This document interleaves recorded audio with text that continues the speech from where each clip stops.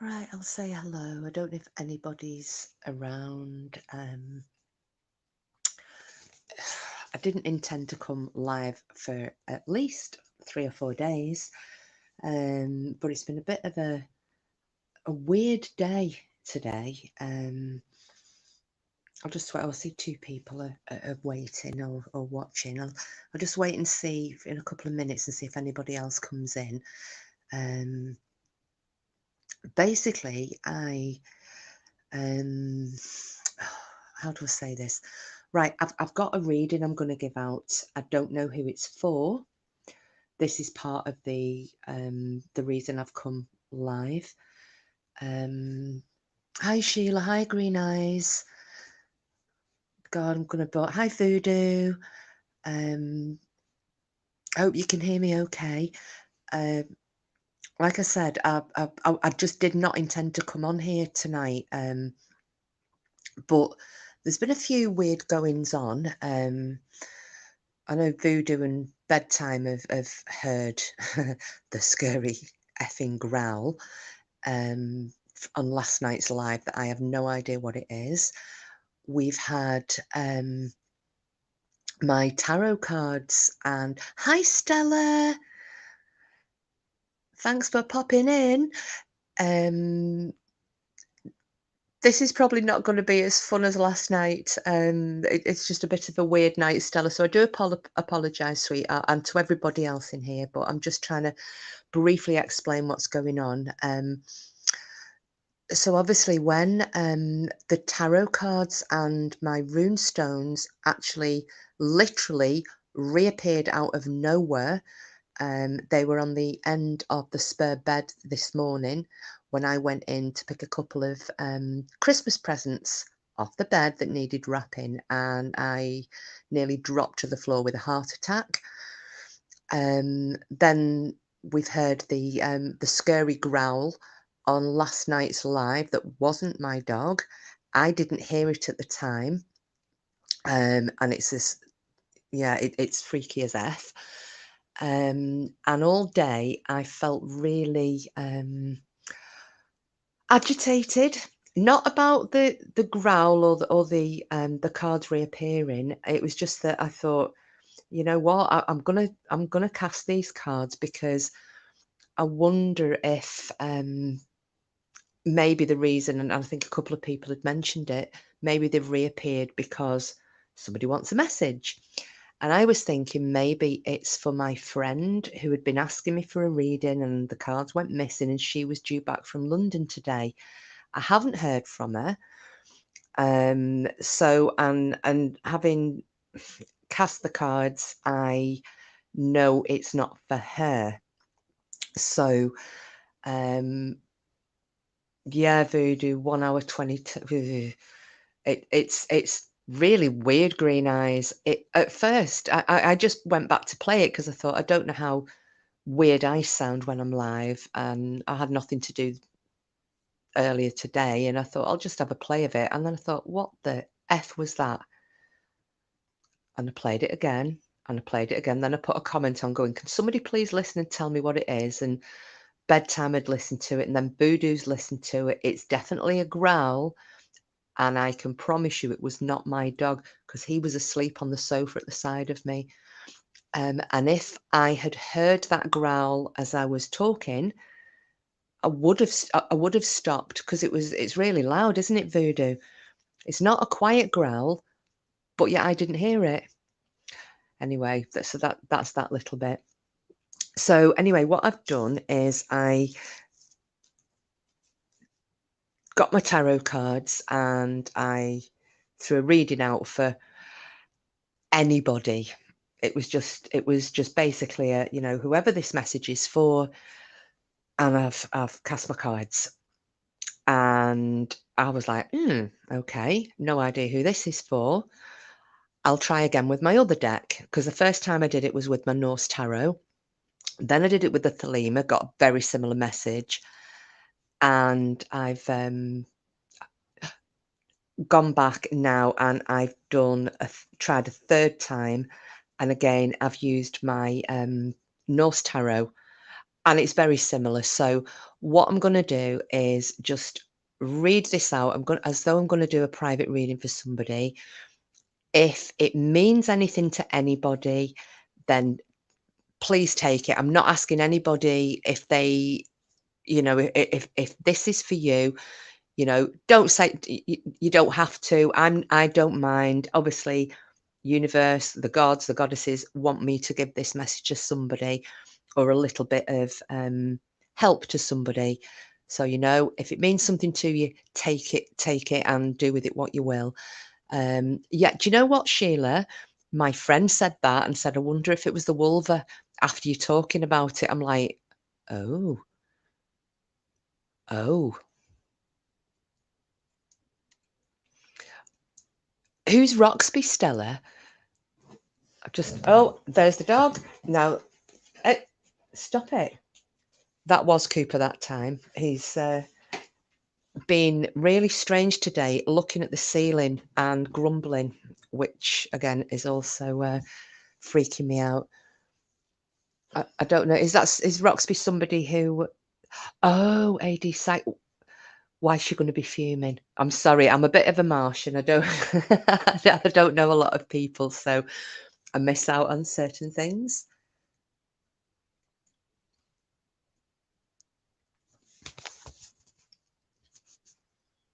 Oh, that's the other thing as well. Are you guys showing up as having wrenches, by the way?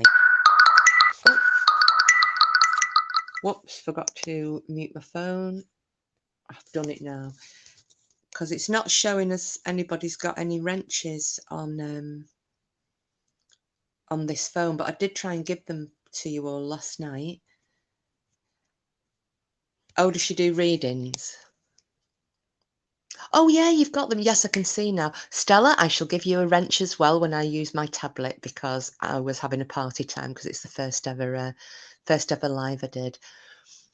Oh, but she charges for them, does she, Stella? Which I don't. Hi, bedtime. Yeah, Stella, we had a joke last night. Lady Witch was saying that we're all we're wrench collectors. Hi, Mrs. Mercury. Yeah, I can see you all now. You weren't showing up as blue at first, so we're just going to have a chat full of mods. Give me 1 second, because I'll try and do it now on my tablet. I'll just wait for a second till other people come in before I do this reading, because whoever it's for, I want to make sure that they hear it. Hi, Denny, honey. I'm just trying to make Stella a mod, so bear with me for 1 second. Chat amongst yourselves. I won't try singing to fill the gap. Right, can I do it?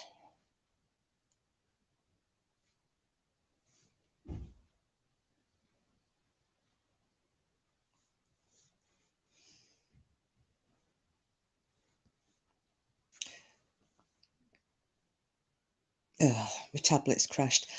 Stella, I shall do it the moment that I've got off this live, and then you can be a wrench collector as well.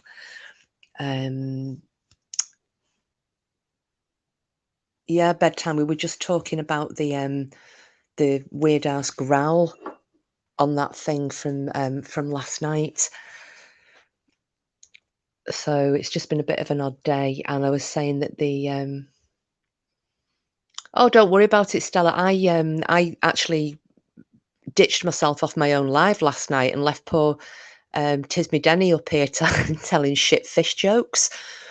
I was in the chat going, I've kicked myself out. Fuck. Didn't have a clue. Yeah, I was a bit of a knob. And yeah, so bedtime I was talking about the growl, and then the cards and the runestones turning up, and all day. Yeah, it wasn't Cooper, was it? I think it's a demon, you know. I think I've got a scary ass demon in the house, but it's really, really scared me. But since then, I've had a bit of an anxious feeling all day, not connected with that, but As quality Joe, me arse. It was funny though. Um, but yeah, I I've ended up having to, read my tarot cards because after a couple of comments that were made in chat, I do think that they've reappeared for a reason. Um, so yeah, so there is a reading that I've done 3 times. It's come out very similar each time, and this is going to be for somebody.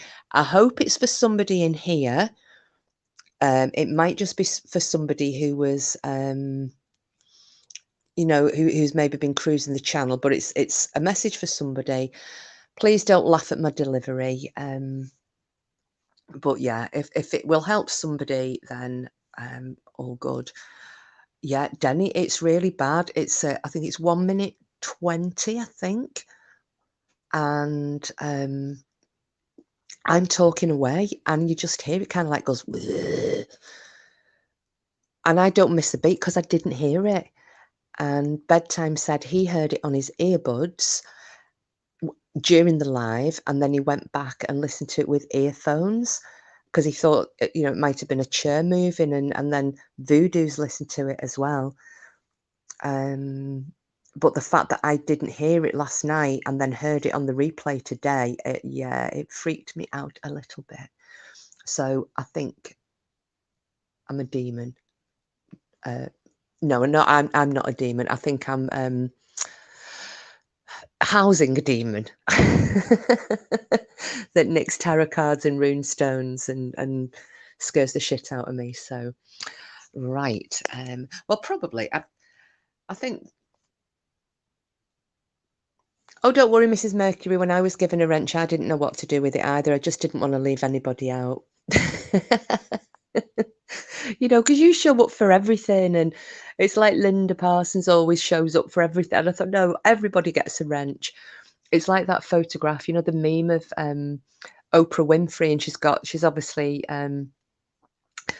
doing a live show, and she's got her arms spread wide and her head in the air, and some smart ass put it on Twitter a few years ago with little speech bubbles coming out of my mouth going, you get a dick pic and you get a dick pic and everybody gets a dick pic. So I was like that with wrenches. You get a wrench, and everybody gets a wrench.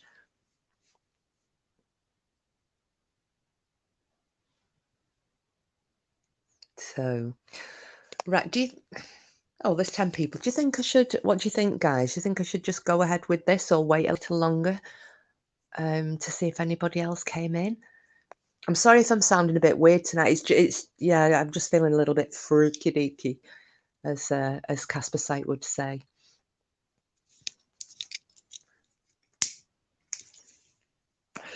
Okay, Voodoo.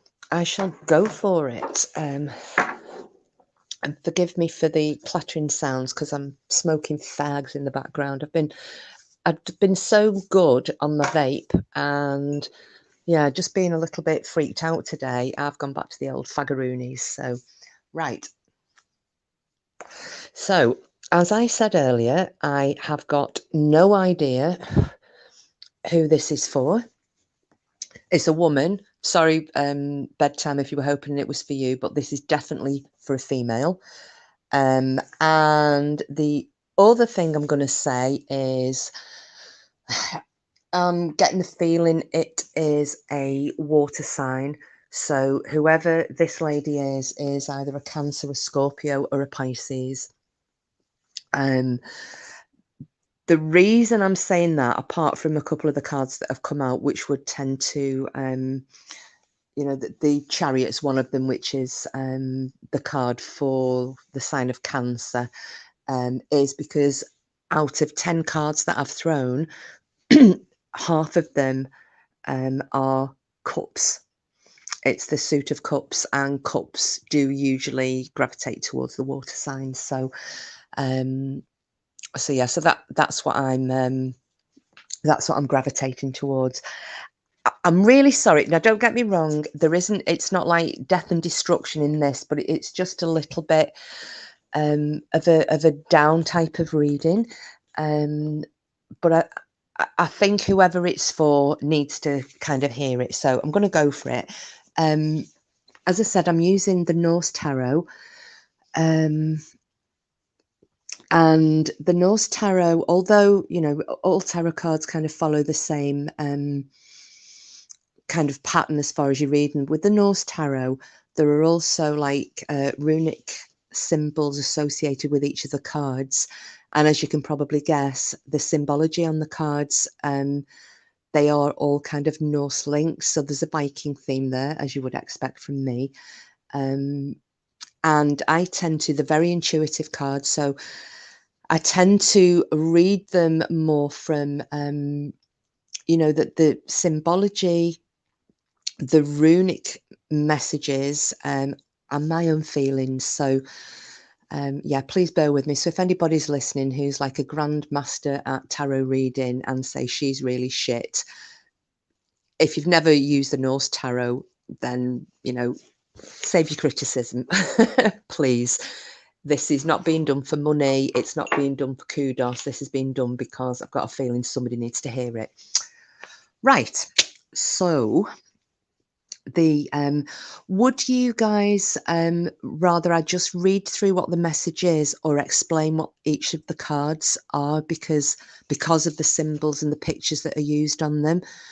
You let me know, because if I was doing a reading face to face, you would be seeing what was on these cards and why I was actually giving the messages that I gave. So what do you think? I'll go with the majority. Just straightforward message and no faffing about, or explain what each card looks like.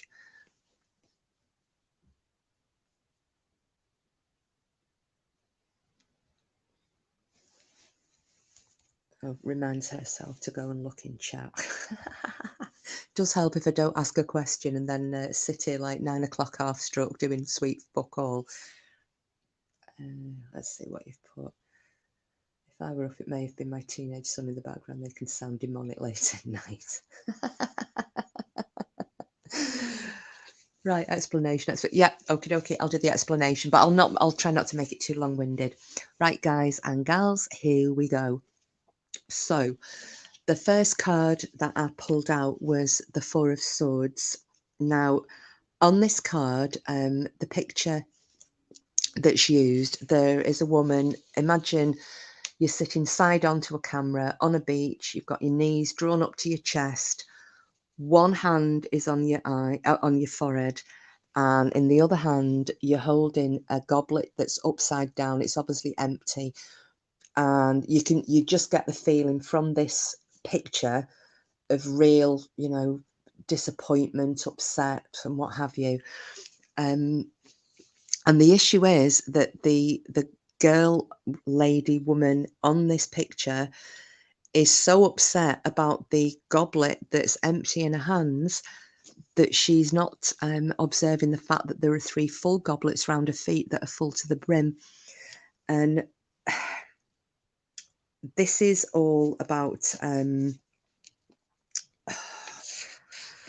how would I say it?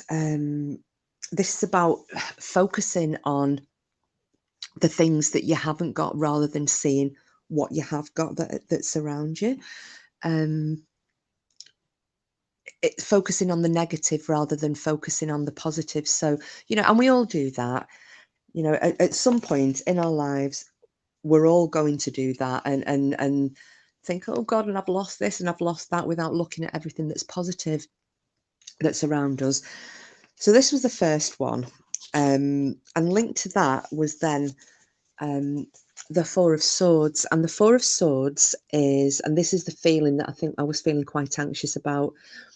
I'll explain the picture in a minute. It's somebody who is feeling a little bit battle worn, you know, a bit overcome by things that have gone on, whether that be an argument, physical fight, you know, a boss picking on you, a horrible neighbour, just somebody who's feeling really battered down. And the picture on this card, it's a Viking warrior who has been injured in battle.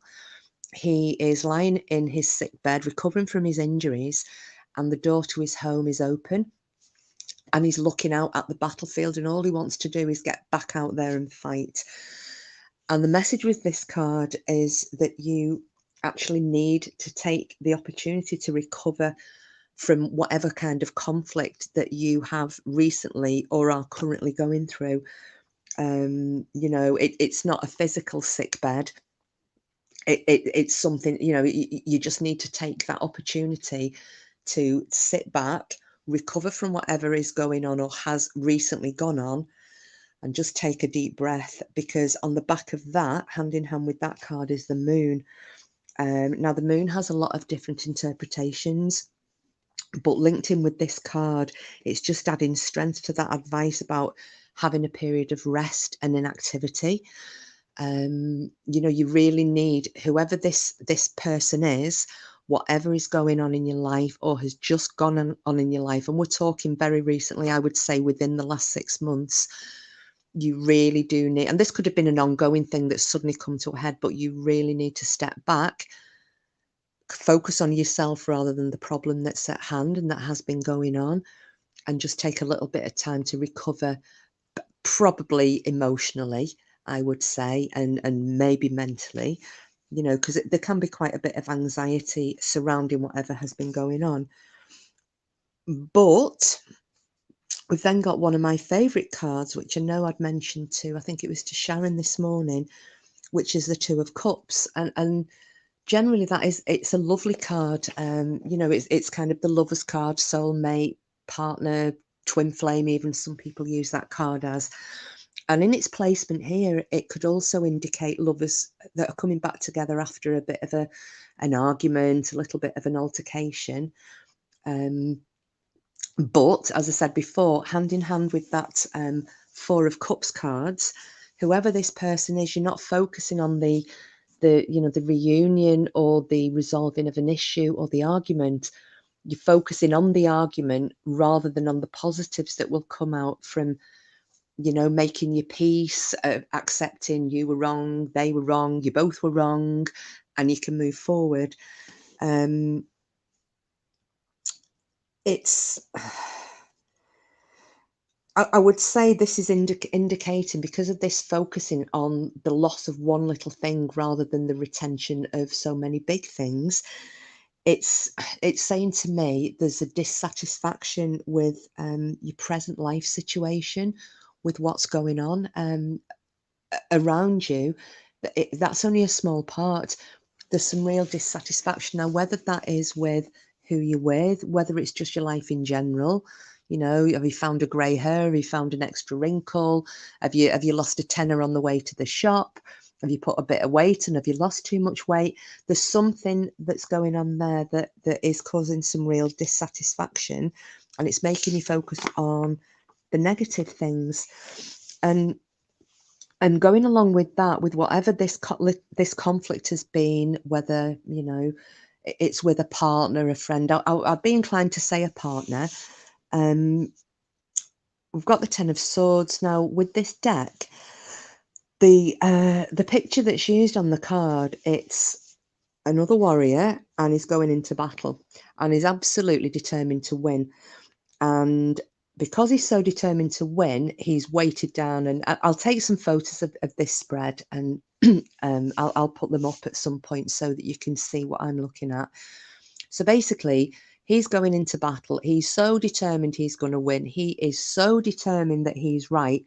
He has picked up every single weapon that he owns, every sword, every knife, every axe, every stick, every spear, and they're all stuck in every bit of his belt. They're in both hands, you know, they're stuck down his boots. End of the day, you've only got two hands and you can only wield two weapons at the same time. And this kind of indicates an element of overreaction. You know, you're overreacting to a situation, or you have overreacted to something, and it indicates a bit of a loss of perspective, which we're all guilty of. You know, I do it. I blow up at nothing, and it's only afterwards I'll think, I think I overreacted very slightly to that. And this is what this is saying. Whoever you are, there has been, I'm not saying you're wrong, but in the cold light of day, when you step back, maybe you have realised that you've overreacted slightly to something, or your perspective, because of whether you've been upset or angry, your perspective has been lost very slightly. So again, the advice here is you may have overreacted, you may be on the verge of overreacting, and again, go back to the Four of Swords and the Moon card. You need to step back and you need to take a bit of rest and a deep breath and think about where you're going before you react, because you've also got the Chariot here, and in this deck, this is the card of Thor. And with Thor's card, Thor is I know everybody looks at the films and they think, you know, Thor wielding his hammer and you know, heading into battle, but Thor is a very benevolent, he's one of the most benevolent of our gods, and he is all about self-help, self-worth, self-belief, you know, giving you the encouragement to believe in yourself and to help yourself. And the only way out of this little period of stagnation that you're in at the moment, because of whatever is going on in your life with, and I'm going to say partner because that's how I'm interpreting it, is to start trying to help yourself out of it. No, we can give you all the advice that we want, but you can only help yourself. You know, we can only help to a certain degree, friends, family, you know, neighbors, work colleagues. But really, when you're in this kind of a rut of dissatisfaction with your life, there's only really you that is ever going to be able to help yourself out of it, because you're the person that has to make the decisions that are going to help yourself out of it. Because at the moment, I'm just feeling that with all there's a bit of self-doubt, there's some anxiety, there might even be some jealousy, whether that's misplaced jealousy or it's justified. But I'm getting the feeling that whoever this is on the verge of, because of how they're feeling, just walking away. And the problem with that is that, how do I say it? It's not a problem, whatever you decide, because the cards aren't telling you what to do. These are just some advice that you can be given. And, you know, and I wouldn't tell you what to do, but, you know, in the very near future with the Three of Cups, again, it's another cup card. And this card is a card of, you know, upcoming great happiness. And this could be a reunion, you know, with people that you haven't seen for a long time. You know, really good news. It is a very positive card. Sometimes it can indicate the birth of a child, whether that be a child of your own or a grandchild. If somebody's been trying for a child for a long time. So this is a really positive card. So this is just around the corner. You haven't seen it yet. You don't know about it yet, whatever this is. And obviously Christmas is coming up as well. So there are going to be reunions and people getting back in touch. Although I don't feel that it's related to Christmas. And unfortunately, your head, as we've said before, you're with the Four of Cups, you're with the wanting to get back into battle, it's with the overreaction. But you've also got the Eight of Cups. And with this deck, with the Eight of Cups, the picture that we've got is, imagine you're in a Viking long haul and you're at the very back wall looking towards the door going out. And on the floor in front of you is all your wealth. So, and in this case, it's all these goblets. So we've got 8 of these golden goblets. And if you think they're all in a line going towards the door, and in the doorway is you. The door's open, you've actually stepped off the threshold and you're stepping out into the field, and you've got your back to your hall, you've got your back to all your belongings, and you're literally just about to walk away.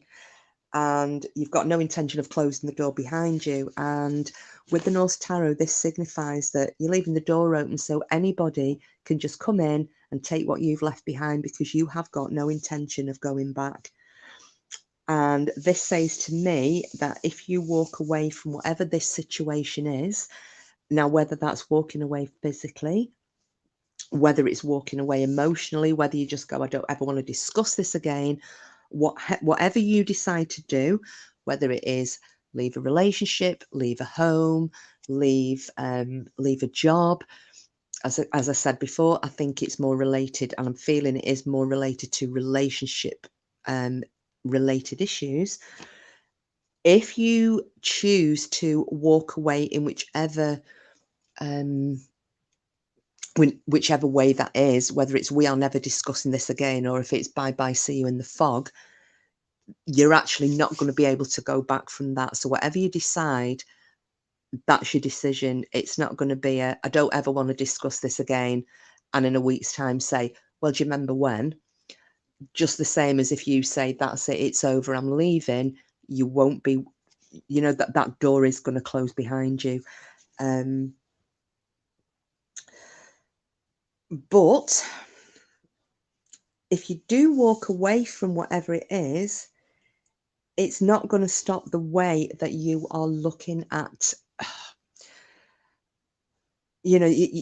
about the way that you keep missing the good things that are in front of you, because you've got into this rut of looking at the negative side of things, of focusing on the negatives and missing the positives. Like the lady on the beach with the 4 of cups, you're focusing on the empty cup. You're not looking at the 3 full ones that are actually sitting around you, which are worth far more than what you've lost. So that is something, that's a little bit of a rut that you've got into, whether it's been a matter of years, whether it's been something very recent. But by walking away from whatever this issue is, don't think that that is going to stop you feeling like you are feeling at the moment, because it isn't. That's a rut that you have got to get yourself out of. And it's also stopping you from seeing that the good things that are offered, because you are worth a lot. You're worth a lot to a lot of people, even if you don't feel that way. And you have to believe, going back to the Chariot card with Thor, you have to start believing that you are worth what you are being offered. Because again, another cup card, we've got the 7 of Cups, and this is what this card's all about. There is a person lying in bed who has just been awoken from a dream, and standing around the bed are 3 dwarves, and they're all holding cups. So the 7 cups being held out and offered to the person who has just woken up. And because so this is yourself, and because you've just woken up, you see these people offering you these wonderful things, but because you doubt what you're worth, and because you don't believe that you are either entitled to or that you deserve wonderful things and good things to happen to you, like the guy on the card, you're kind of waking up and going, is this still a dream, or is this actually real? I'm not sure. So again, it's about believing that what what you're being offered, I don't know if that's from somebody else. That hasn't become clear to me. It could be what your partner, ex-partner, current partner is offering to you, that you don't think you deserve, or you think is too good to be true. This is what that card's signifying. It's just about, if somebody's offering something to you, believe that you're worth it. They've offered it to you because you're worth it. There's no ulterior motive. They're not trying to gain something from you by offering you something. They're actually offering you whatever it is because you're worth it. That's a L'Oreal moment. And again, the even if you walk away, even if you decide that this issue is not worth having the argument, the fight over, getting into any discussion over, you need to start believing that that this confusion you've got about unbelievable advantages that you're being offered, and you're not taking things at face value. That's a lesson that you need to try and learn yourself. You need to start taking things at face value. Not everybody has an ulterior motive. Maybe that's something that you've started to recently feel, or maybe that's something that you've carried through life with you. Because the last card that I kind of wanted a bit of a clarifier, about whoever this is. Do they need to what will happen if they decide to walk away from this situation in whichever way they intend to. And the final card that I got is the Ten of Discs. And it's or I think in normal tarot it would be coins. Now, with the Ten of Discs, this is an old man, and he's standing on the edge of the sea. He's on the beach and he's looking out to the sea. And you can see he's a wealthy man because all the coins are stitched into the hem of his. He's got a lovely, obviously a very richly woven robe on, and all his wealth is stitched into the hem of it, and it's on view for everybody to see. So he's showing his wealth off, and he's looking out over the sea. And you know that the sea was his life. You know, it's whatever he's had, he's got on the back of the sea. All that he's ever needed from life has been from the sea. And oh, sorry, I've got to sneeze. Beg your pardon. Oh, oh, oh, don't you hate that when you've got a sneeze up your nose and it won't come out? I'm really sorry. You're probably going to hear a real balking sound in a minute, and it won't be the demon, it'll be me. So basically this guy, he's just looking out, it's just real contentment, looking back, basically looking back over his life, going, you know, I've had a really good run. Everything I've had, thank you, Sheila, bless me, even though it didn't come out. Everything I've had from this situation. Everything I've achieved has been in this situation. Everything I could have ever wanted was while I was in this situation. And I've had all I've ever needed, and I actually don't need any more.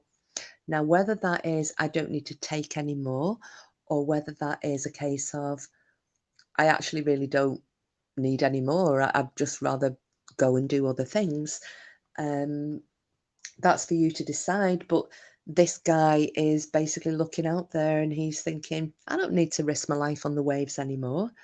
You know, I can live my old age in peace and tranquility and wealth and safety, really, if that's what I choose to do, because I'm prosperous and I'm content. And this card is a card of prosperity, and it's material security. You know, you've got money set aside for your family, and or it could mean an inheritance as well, could be coming your way. But basically, whatever that last card is saying, that whatever you decide to do, you're not going to be, you know, you're not going to be destitute. You're not going to be sad. You're going to be quite content with your lot in life. It's just that at the moment you're in this battle frenzy where you feel you need to charge out, slashing and stabbing and figuratively speaking, at whatever this situation is that you're in. But at the same time, it's absolutely beating you down. It's beating you down to the stage where, and obviously I'm trying to do a bit of a recap, it's beating you down to the stage where you're at the verge of just walking away and leaving everything behind, because you don't think that you're deserving what people are offering to you. You're seeing something other than the genuine feeling with which these things are being offered to you. And the only advice I will give, which isn't, it's not telling you what to do, is, as the cards have said, take a step back, try not to overreact, try to take a bit of time, which is very difficult if you're in the same house as somebody that you're having a massive fallout with, or you've got issues with. But try to take a bit of time to gather your thoughts together and bite your tongue and think about what you're worth, because you are worth something. Thor's telling you, you know, you're worth something. You need to start believing that you're worth something, and that you are able to do whatever you want to do and get on top of any situation that you need to get on top of. But you just have to believe it. So, yeah, I hope that kind of made sense. I'm sorry if I was waffling on, but after 3 readings of the same kind of thing, that's the message I've got. And I don't know if it will mean anything to somebody in the chat. I'm not asking you to confirm or deny it. That's a personal thing. It's just that I know somebody is going through some form of a trauma at the moment where the head is a bit cabbaged over a situation that they're in. I don't want to be guessing.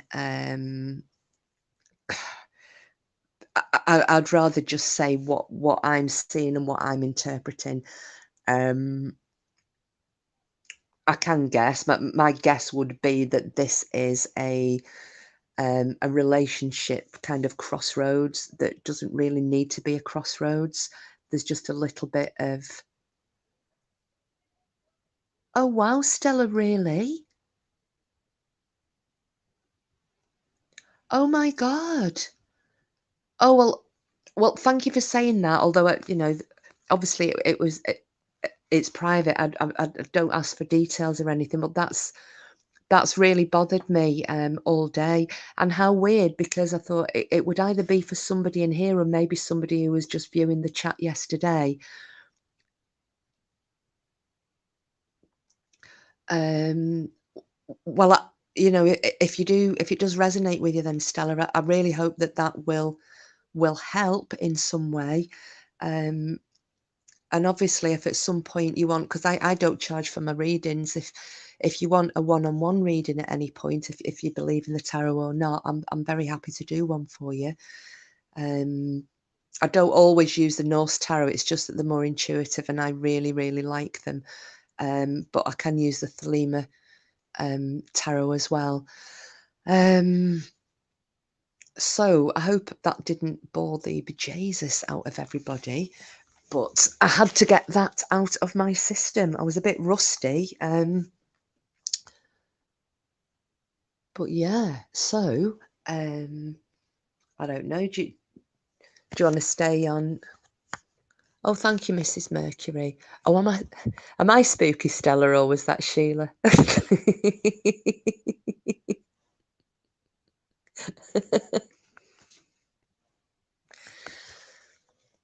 Oh, thank you. It's like I said, it was a little bit dishevelled, clown, because I'd had to do 3 lots of readings. Oh, I'm spooky, Stella. No problem. I can live with spooky. I mean, I can go through the entire deck sometimes, doing reading after reading for friends and asking for putting different clarifiers out. Sorry, I'll. Oh, what I should do is take photographs of that, and then you can see which cards I've used. I'll not put them away just yet, and then I can post them at some point so you can see it. I don't know. Does anybody? Do you want me to stay online? Do you guys want to have a chat in? Do you want to have a play around with the cards? Even though I didn't intend to do that today, but I don't mind, because I'm just sitting here doing nothing and hoping I've not got a demon in my house. I'll just go on with that again. I'm going to have a fag. I'll stop sounding like Bagpuss and Eeyore in a moment. I always get like this when if I've done not a difficult reading. I don't know if you were like that, Lady Witch or Denny, or is Sharon, was Sharon in chat? The other people who read tarots. If you ever get one that's not all hearts and flowers, and it's just showing that somebody has. Oh no, witch! I'm not asking about no demon. No, fuck that. I don't mind doing stuff for you guys, but I'd rather not know. I'm actually gonna sage my house tomorrow. But yeah, as I was saying, I don't know. Do you guys feel, get that deflated feeling and feel a little bit like you? Because I feel like my voice is shaking a little bit. I think it's a bit of anxiety, because I'm always worried in case I'm going to tell somebody. Obviously, sometimes you're going to hear things that you don't want to know, but yeah.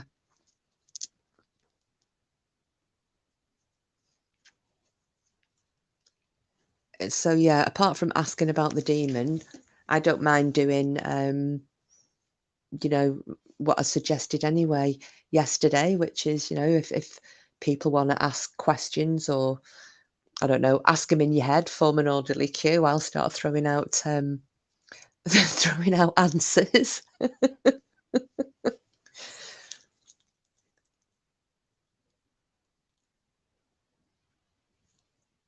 Oh, do you, Stella? Oh, Cooper, don't start barking, you little shit. Sorry, he was just about to bark. And I swear to God, if this dog kicks off, I'll not know if it's him or if it's something coming up from the bowels of hell to get me.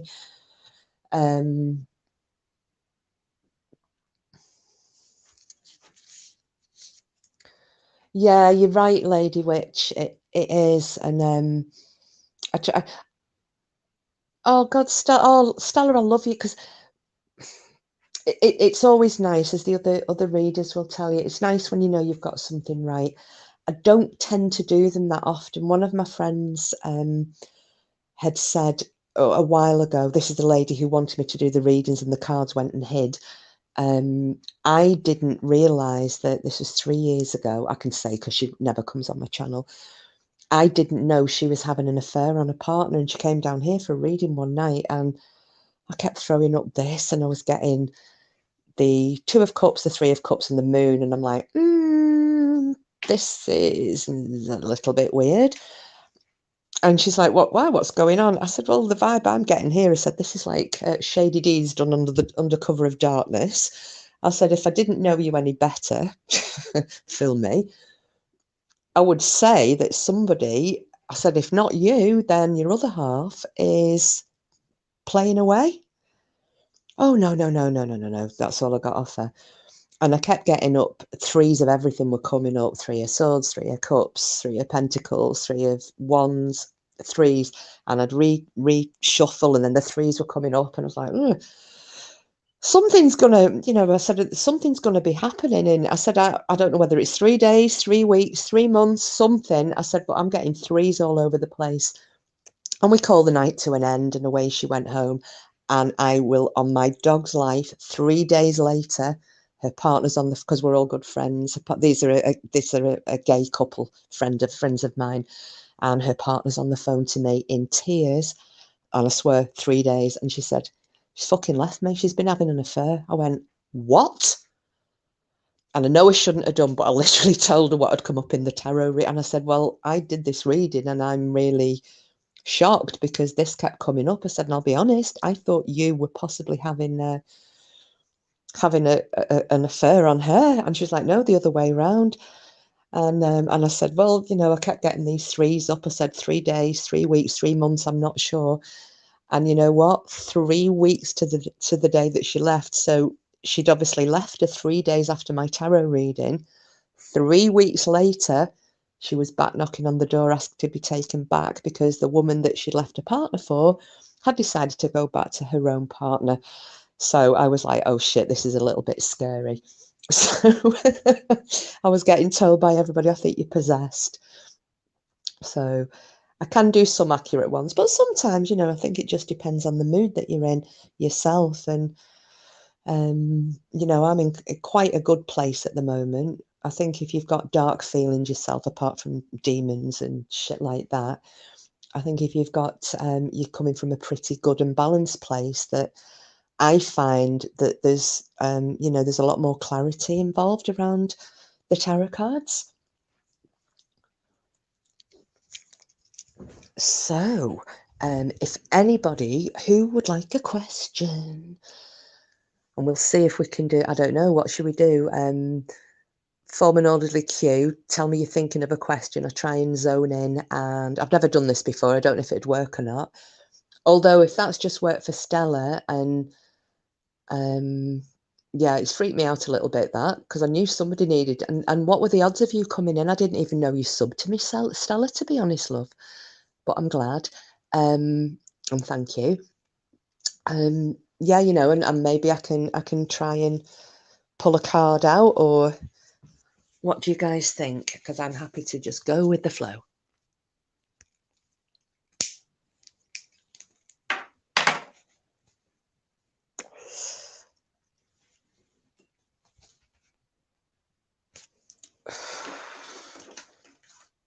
Which deck do you use, Witch? Oh, I'm glad you came too, babes. Like I said, at the ending, you know, whatever you do, and I think the main thing to take away from you is that, you know, listen to Lord Thor. You are worth pots. You're worth absolute pots, and whatever you're offered, you know, you deserve it. There's no ulterior motives.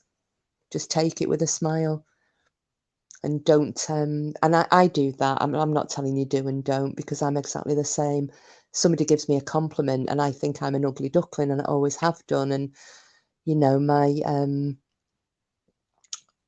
other half said something the other day. There was well, it was the other week actually. We're watching something on the telly, and it was somebody really pretty, and I said, "Oh, she's lovely." And he went, "She's not as pretty as you." And I was like, "Shut up." And he went, "You just cannot take a compliment, can you?" So, you know, I always think, oh, somebody's giving me a compliment. I either sound, if I accept it, I'm really conceited, or they're after something. And he's not. He's as sweet as the day's long. You know, there's no deviousness to him at all. Right. So if I do, let me have a look. So if I start at the top with Voodoo Queen, do you just want to think your question? I'm going to lose the chat, Sheila, so you'll have to come back and remind me in a second. So Voodoo, would you like to think your question? And I'll see if I can, by the power of my mind. Okay. Right. Well, what I'm going to do is shuffle the deck. And when I tell you that I'm ready, which I'm not at the moment, you tell me when to stop, and I'll pull out three. Should we do 3 cards? Which is far more experienced than I am. What do you think? What's the best? A one card answers, or just a 3 carder, or 2?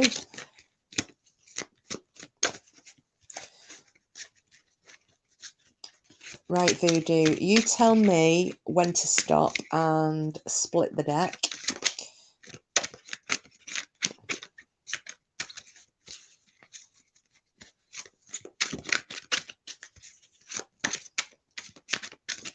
Obviously, we've got a bit of it. Right, okay.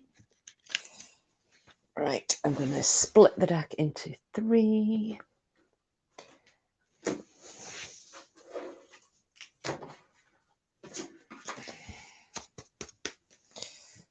Okay.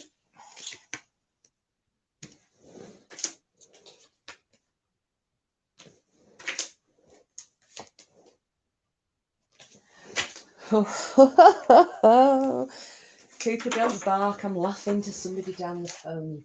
Tit. Right. Okay. Oh, sorry about this. So, well, funnily enough, the very first card, I've pulled 3 for you. The very first card, again, was the one that came up in the previous reading. The 10 of Swords, which is the guy going into battle totally over-prepared, overreacted. And the way I've put this out is past, present, and future. I've just pulled 3 because I'm going to try and keep it as easy as I can. Oh, I'm really sorry. I'm going to have to sneeze. Can I? I'm just going to have to put up to mute you for a second because I don't want you to hear snot. Pardon me 1 second, guys.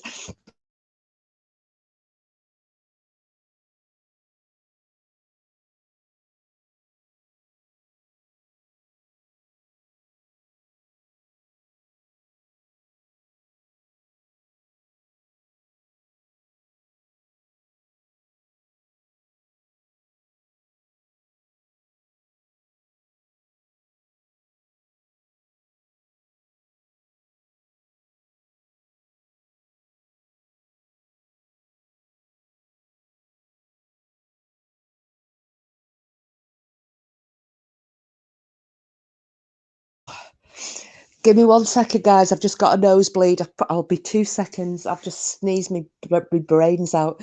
I'm so sorry. Talk amongst yourselves for a sec.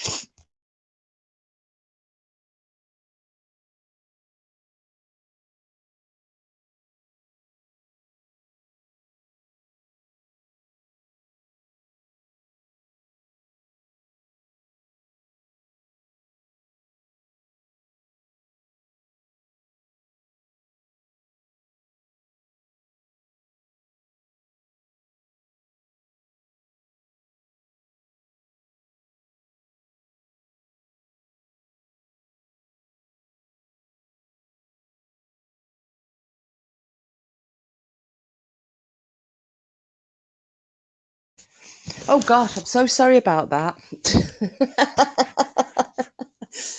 You've not killed me. Oh gosh. No, this is really weird. Just before I get into this with for Voodoo Queen, I had I think it was 3 years ago. I had this really weird thing happened. I was just standing in my lounge and my nose started to bleed. Never had a nosebleed in my life before. My nose started to bleed and I lost that much blood. I was fainting. We had no idea what had caused it. They think a blood vessel had burst. I had to go in and have my nose cauterized. And every so often, if I have a sneezing fit like I just had, I don't know whether it is where it was cauterized or not. I'll just get a little trickle of blood comes out. But we're all good. Nobody's killed me. Nobody's killed me. So we're going back to Voodoo's reading, well, mini reading.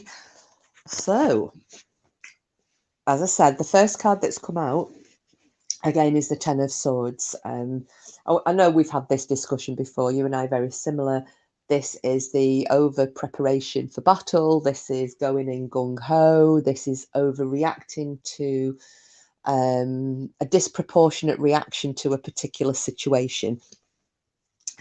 This is a very quick overview. Your present card is the Lovers. Believe it. This is why I kind of sniggered when they came out. So, and we all know what that means. And this card, I love it because it's Odin, Lord Odin, and Freya. And there's a dwarf coming, sneaking up behind Freya, holding some jewellery, trying to tempt her away from Lord Odin. And oh, she's looking at it, you know, it's a nice piece of jewellery, but she's just gripping onto a man and she's staying put exactly where she is. I love that card.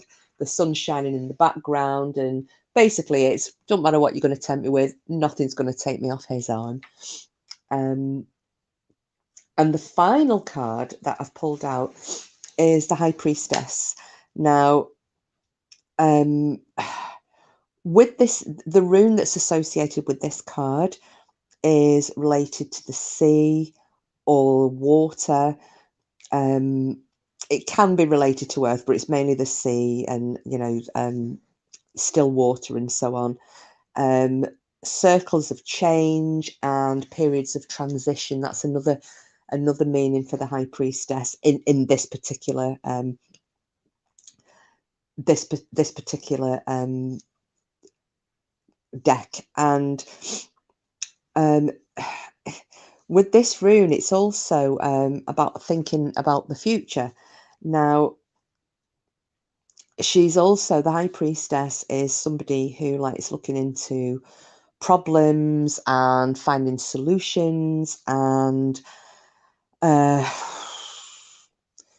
keeping things under a hat. A lot of knowledge that she knows and doesn't really want to give the whole game away, but you know what's going on and you know what's what, and you're very savvy. And she's also a very favourable influence, shall we say. This is somebody who a lot of the time will run on intuition, is able to keep secrets, and also occasionally, I have this card coming up quite a lot for some reason with a couple of my friends. It can also indicate some not psychic experience, not psychic ability, more like psychic experiences. You know, somebody who is quite open to the spiritual side of life. And let me have a little look. Just going to get another card out here. Oh, okie dokie. We have got the Seven of well, basically it would be wands. It's like this seven of, it's the spears, Seven of Wands, whichever you say. Now on this card, so this is kind of the outcome to your question, and I'm hoping I've got it right. This is basically somebody standing on his own with his spear pointed towards a fuckload of spears. You can't see who's wielding them, but they're all kind of coming out of the side of the card and all pointing at you. And it looks basically like you're under attack. However, none of these spears are touching you. You know, it may feel like you're being attacked. It may be... if I had to have a guess, which I'm going to do because a lot of it can be guesswork, I would say that there has been a situation.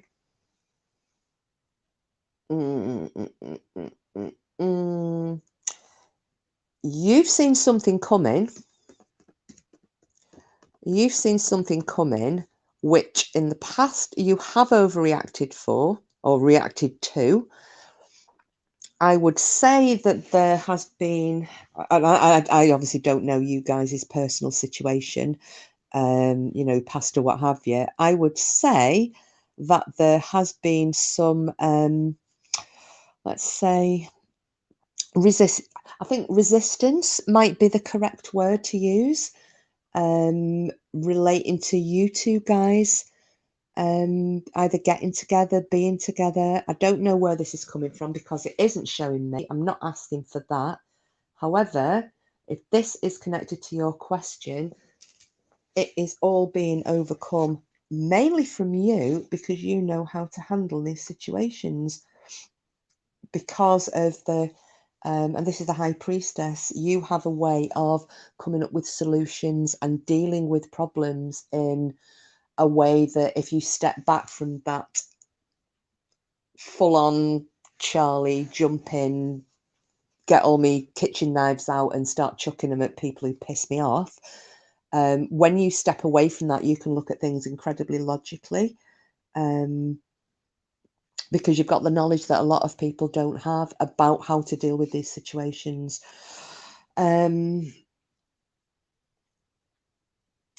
What else am I getting off this? I'm also getting as well, there's a bit of, and I think this is with the Lovers card here. I don't know, and it could be part of this conflict. Not the conflict, this feeling of being, you know, people coming at you and having a go, even though whatever they're doing isn't going to hurt you, it's not going to cause any problems. I don't know, so a little bit of shit stirring has gone on at some point. And as the Lovers card shows, no matter what, whether it's a bit of shit stirring, whether it's the offer of a gift, whether it's a temptation, could be Gerard Butler swinging his dick at you, but it's not going to make any difference to you. You are with who you are with, and no matter what spears are thrown, what words are thrown, what temptations are offered, you've kind of, I think you've seen it coming anyway. You already thought this is probably going to happen. It has happened, and you are able to deal with it. I don't know. I don't know if that might have answered your question or not. If I'm way off, it's absolutely fine because I am very rusty.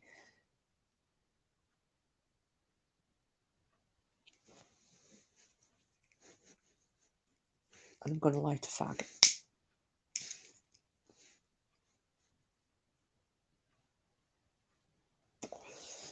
And probably you were actually asking in your head about a lottery win.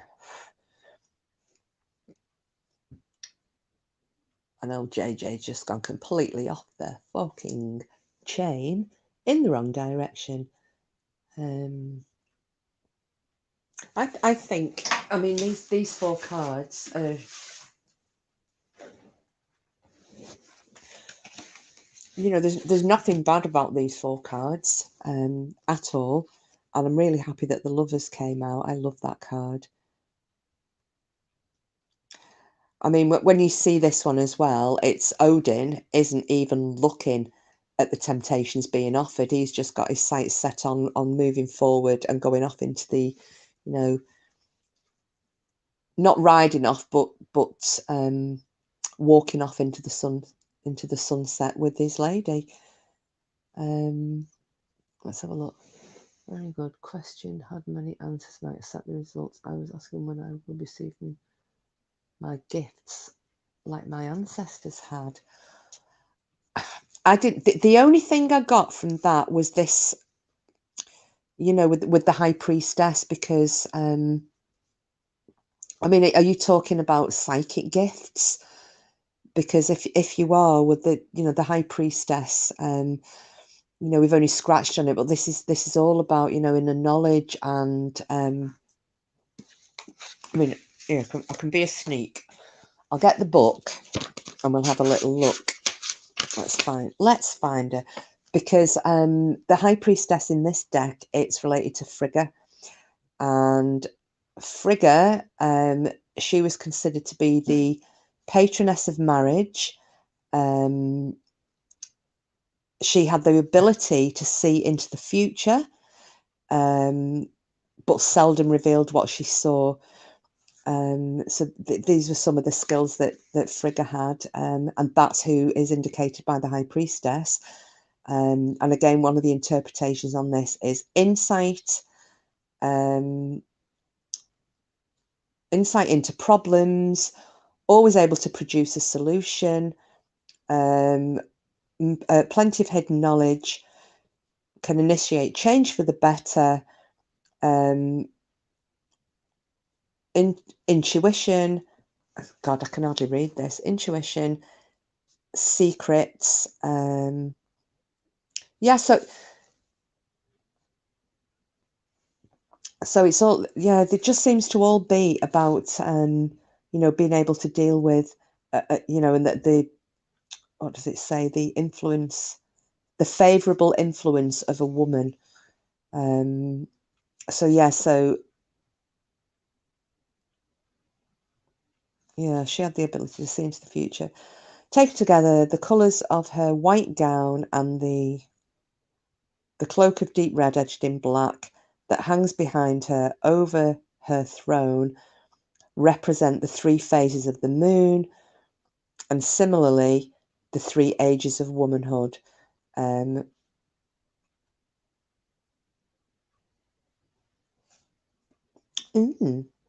Okay, so really, I didn't really answer your question then. I am sorry.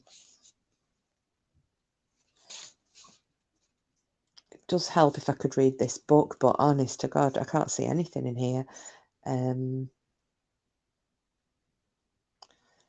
Something about the name of Oliver. What is?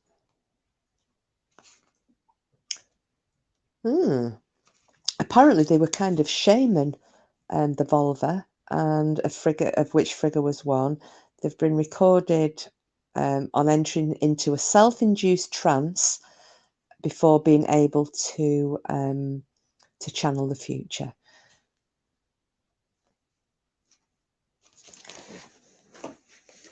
So, I mean, I don't know. I think you come across as quite a calm person, but that's not what I got from this. I just, from these cards that came out, was just that there is, yeah, the overreaction thing. I already knew about that. So, you know, even if that card hadn't come out.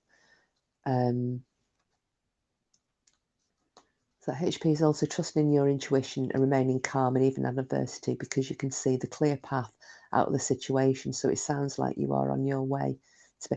Yeah, absolutely. Absolutely.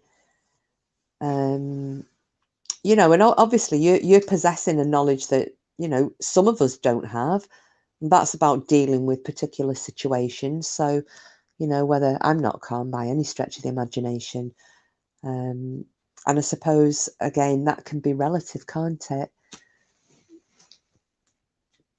That's what Bedtime said. It's interesting because I can see a lot of what you were saying in that reading about her, both past and present. I'm not sure how the future ties in. Yeah, the future, again, that's the High Priestess. But I think from what I can, when I got the clarifier, which is that 1, 2, 3, yeah, the seven of one. Well, seven of says a 7 of wards, but it's kind of wands, but it's a 7 of spears. And that was the clarifier about the future, and that's just the fact that, you know, although you're being attacked, or you know, you as in a general you, you're standing there in the face of adversity, holding your ground. Nobody's touching you. You're not touching them. And again, that's just about how, you know, dealing with particular situations. Is that staying calm? I'm not so sure. It looks quite an aggressive stance to me, but it's not actually making any physical contact. So, but I'm not going to try and fit this into what you asked. I didn't answer you specifically, but you know, that's the clarifier that came out. You know, you're literally just shield wall without the shields. And that's on the back of the High Priestess, which is being able to deal with, having the knowledge to deal with particular situations. And it's far removed as well from that reactive side, that overreaction, and yeah.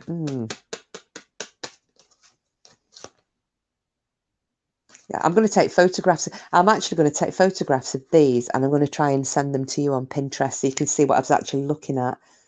And then you can see why the lovers card just is making me laugh. Not because you're lovers. It's just because of the you know, the image that's being used, because it's actually quite funny. The guy just striding ahead, and he's got a nice big beard as well. There you go. Just striding ahead. He's not getting distracted. This is where I'm going. This is where I'm heading for, and this is where I'm going to be. And his good lady hanging on his arm and going, "Oh, shiny object. Nope, I'm staying where I am."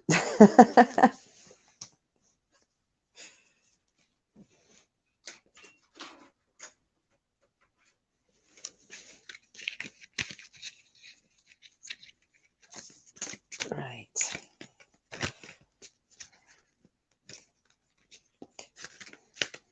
Yeah, no, absolutely not. Absolutely not leaving Clown. And he's not leaving you. He's just got a death grip on your arm, and he's striding off. I love that Lovers card. It's one of my favourites. They're always very pretty in whichever deck you have, but I particularly like the way it's portrayed in this this Norse deck. Just with the sneaky little, you know, the sneaky little dwarf going, "Oh, look what I've got here. Come on, come over to the dark side." And yeah, because they are, some of them are quite humorous. Some of them are quite humorous.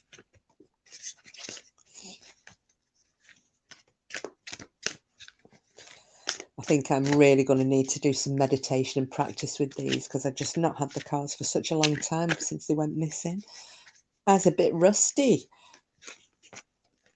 Oh, oh, hang on. Something's just gone shooting out the deck. Let's have a look what you are. Oh.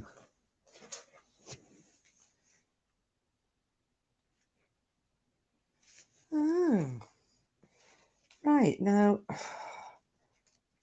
I don't know whether this is for you, because I was talking to you, or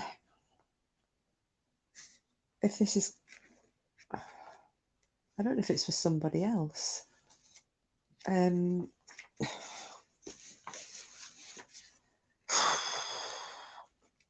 Just as I was shuffling the cards then, the 6 of Wands has jumped out, and it's basically, this is usually a triumph or a victory, and good news is on its way. I don't know if this is for you. I don't know if this is for you or not. I'm going to say yes because I was still talking to you when I started to reshuffle the cards.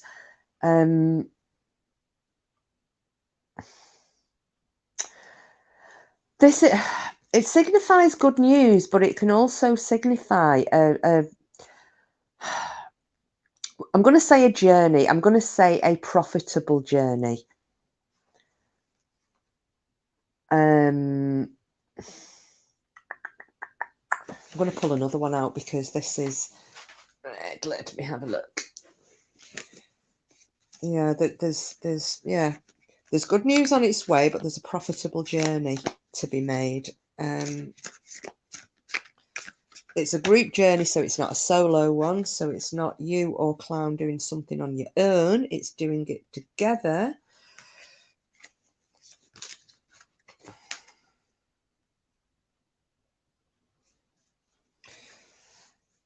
Oh, and the Ace of Cups. It's all good.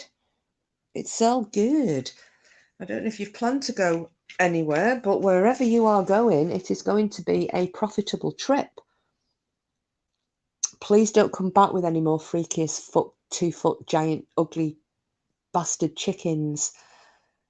That's not going to be seen as profitable. At least not from at least not from Clown's perspective.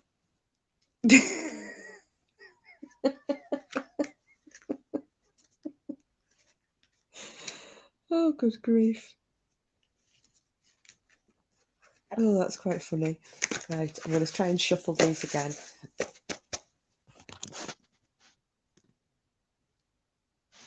Oh, Lady Witch's cats are trying to team up on a mouse. That's really mean.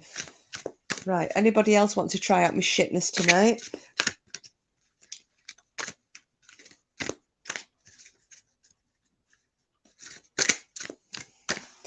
Oh, well, if you do a trip and you make a good profit, let me know, please. Ooh.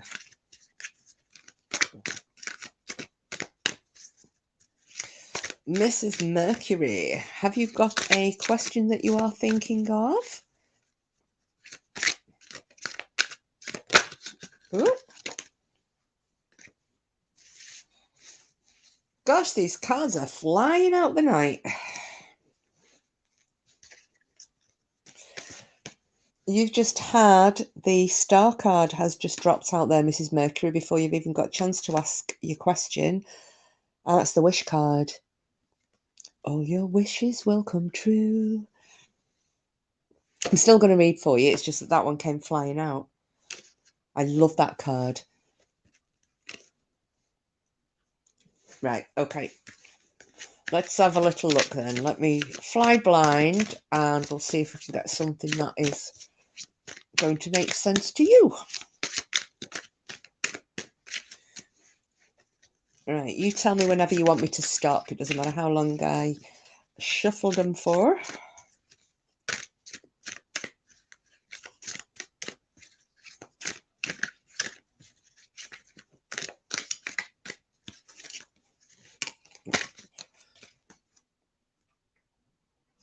God, you got another one. Yeah, the star. Oh, right, stopped. Yeah, I love getting the star. If the star comes up in a reading, I absolutely love it. The star, the world, the Two of Cups, the lovers. I mean, the majority of the cards are quite good. Well, you know, it depends in which context, but yeah, I love getting the star card. I always think, yeah, it's going to be a great reading. That's the wish card. A lot of these cards as well, you know, they relate to, I don't know if you believe in twin flames or not. So particularly with this deck, you know, I could say that is, you know, it's a twin flame card. Your Two of Cups is your soul mate card. Some people also use that as a twin flame card, but I tend to go with the star.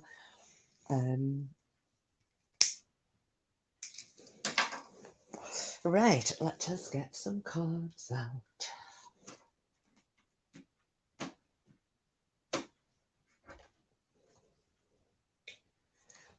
Mm.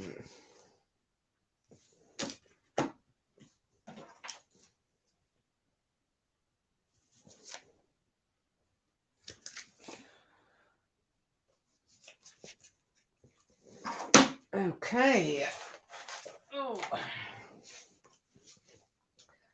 Bear with me for a second. Just to get another lighter because my fag is going out. That's the only problem when you have roll-ups, they always end up going out on you. Right.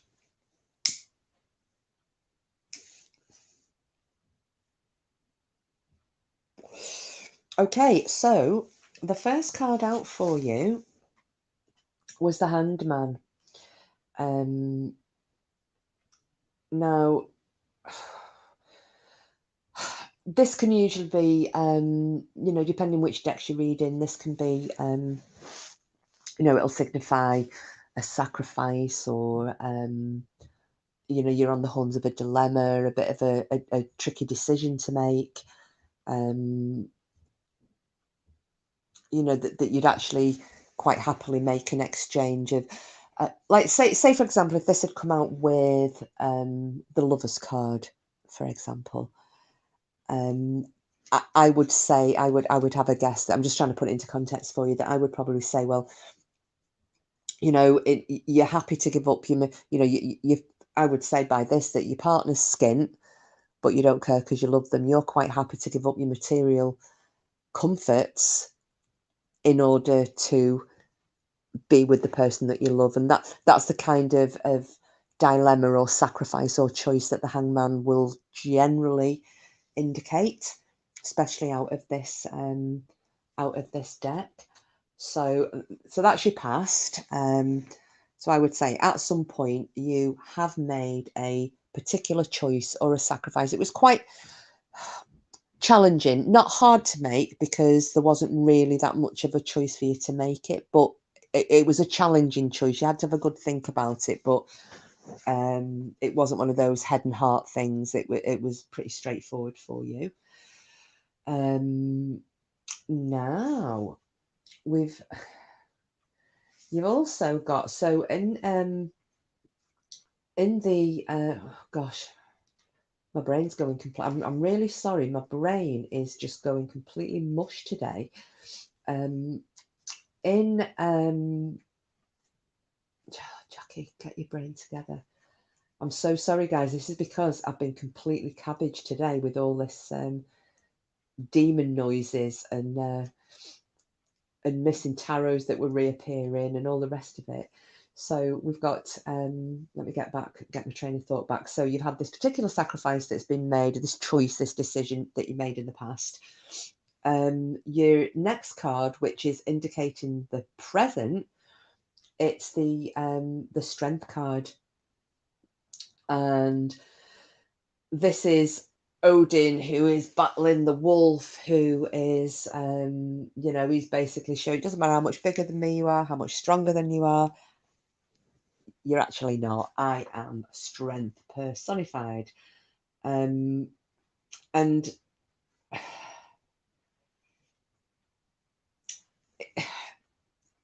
in the context of this, with the Hanged Man, it can also mean, and I would get this, and I'm really sorry if I'm completely off base, but this can be somebody, and I'm going to say yourself, who's got a real ability to control passions and emotions. A lot like, you know, a lot of Taurus people are able to do. And I know quite a few Taurians, and they can get a real grip on how they feel and not let things out of the bag. And it doesn't matter how much in love or how angry or how upset they are, they can really rein those emotions in when they need to. That's this type of person. That's what it is showing me about you at the moment, that you really have got an ability to control your emotions. Any undesirable thoughts about people, you know, negativity. If you're thinking bad thoughts about people, it's quite easy for you to get those thoughts out of your brain and go back onto a level playing field. I don't. I hold a grudge like a motherfucker. You know, if I'm thinking bad about somebody, I hang on to that shit. And you're not like this. This is saying that you've got that strength of character where you can rise above and you can take the higher ground and you can say what you need to say without it being very emotional. I'm not saying you're emotionless. I'm just saying that you are able to rein your emotions in. And because of that, quite recently, looking at the card that's following, which I'll get onto in a minute, quite recently, you've been able to overcome some sort of a difficulty in your environment, so in your life, quite a challenge. Yeah, I'd say something's happened that's been quite challenging for you, and because of this ability that you have got to rein in those emotions, you have dealt with it and you have come out on top of it. Oh, and I suppose what is going to tell me where this is going is going to be the next card that I got.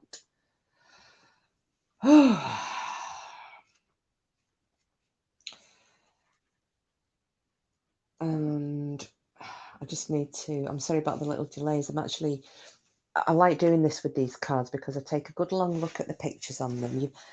The next one out, or about the present going into the near future, is your Three of Swords. And with this card, there's a battle coming. I'm talking about the picture on it. There's a battle coming, and all the warriors are away round the local villages, and all the men of fighting age. They're dragging them off. You know, you're coming fighting for us, and we've got a shield wall to maintain, and you're old enough to carry a sword, and you're old enough to carry a shield, and off you come in. And the card is showing the mother of this. There's a teenage boy basically being hauled off. I don't know, probably looks 16, 17 years old.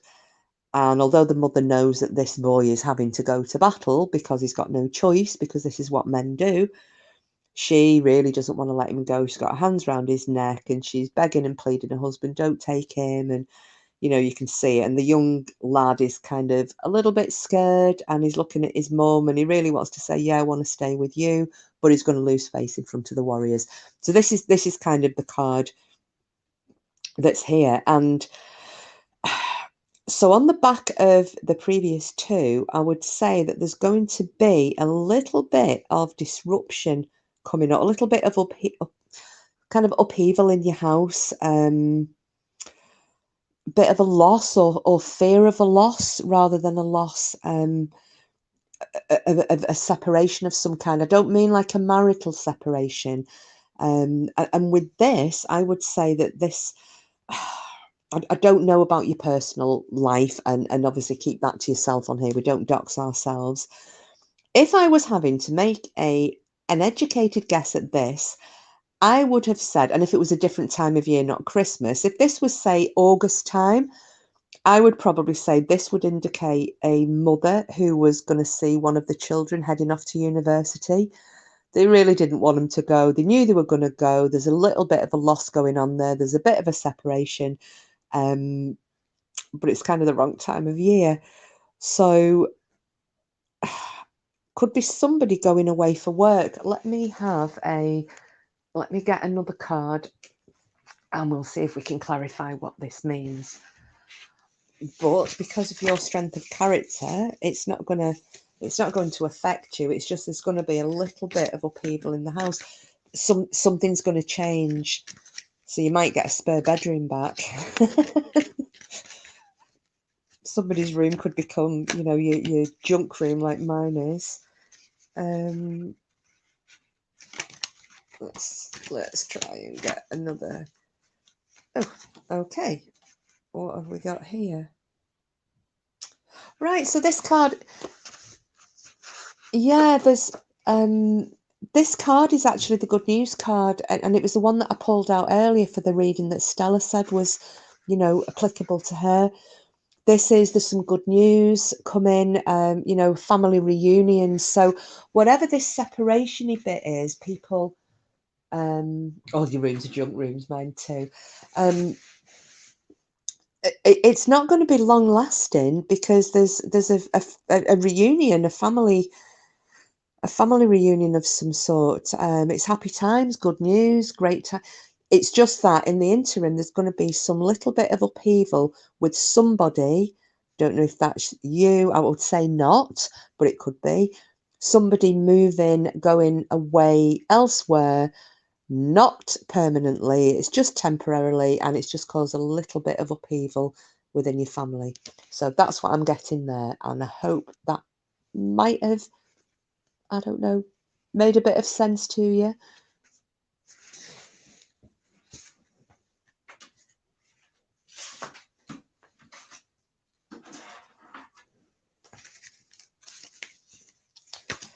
Let's have it. Oh, I've just picked the cards up and one's just jumped out here, Mrs. M. So let's see what. Ooh. Okay, so you've got the Six of Cups. So this might shed a little bit of light. Oh, what am I about? Oh, it made lots of sense. Oh, I'm glad. Thank you. Thank you. Well, this is the card that jumped out. So we'll see if this also makes any sense. So got the six of in this deck they're called the discs. In other decks they're called the coins. Six of coins. And this particular card is about material gain, giving gifts, receiving gifts, generosity, prosperity. You know, it's all these nice positive things. Now, the actual picture itself, it's showing a woman, and I think we're supposed to be the mirror. So the woman is looking at us as though we're the mirror, and she's just combing her hair, you know, but very, very calm and placid and unemotional, really. And so this is then taking you back to that emotional, you know, that ability to rein in your emotions. Quite unemotional, really, and combing her hair. And a husband has come in behind her, surprising her with a gift. And before anybody says, no, it's not that kind of a gift, he has brought her a gold necklace. So he's obviously had success in whether it's a battle, whether it's a raid, whether it's just business, but he's had some form of a success and he's wanting to share that good fortune with his wife. So he's come behind her and he's reaching round and he's tying the necklace around her neck. But she's not really that arsed, you know, she's not complaining, but she's not really showing any, you know, fantastic gratitude. It's kind of an expected, it's an expected gift.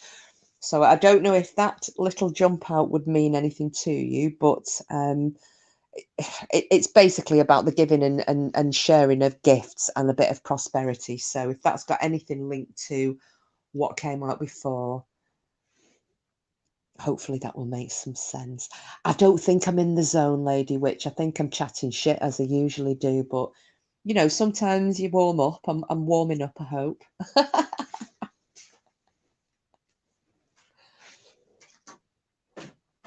I'd love to hear you do a reading, Lady Witch, because I bet you're absolutely shit hot.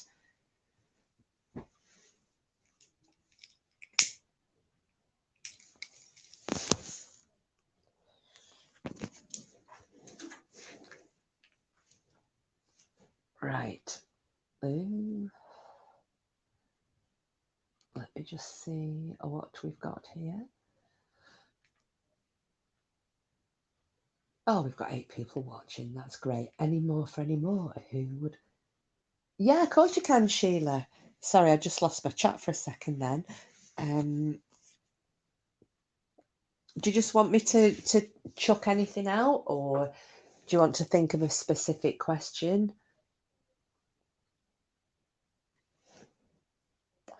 Oh, thanks, bedtime. Thank you. I didn't really answer her question, though. Oh, did you really? Wow. Was that as a clarifier or was that a hop out or? That's really interesting. Are you doing readings at the same time and are we comparing spookiness?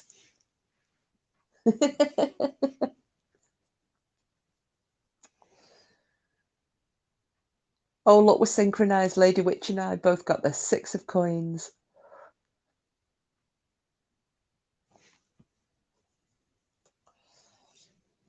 Is the interpretation in your deck the same as well? Oh my goodness. Well, but the thing is, which that was the one that jumped out for me as well. Let's have a look. The bits I can tell you are I've been manifesting my twin flame soulmate. And obviously a lottery win. Other bits are spot on, but can't say in here. Let's just say you were spot on. Thank you. Fantastic. Well, you got your wish card, which is a twin flame. Wow. I think I've got my twin flame as well, Mrs. Mercury. And isn't it amazing when you finally meet them? Because I didn't believe in twin flames before. And then, you know, everybody hears of a soulmate and then your twin flame, it's totally different, isn't it? I'm just hoping that we're not in the runner phase. I'm hoping that we've gone through those in previous lives and this is going to be it now, and I'm pretty sure it is. Okay, so Sheila, let's have a little look. You have a think about your worry. I will shuffle my cadoodles and we'll see where we go.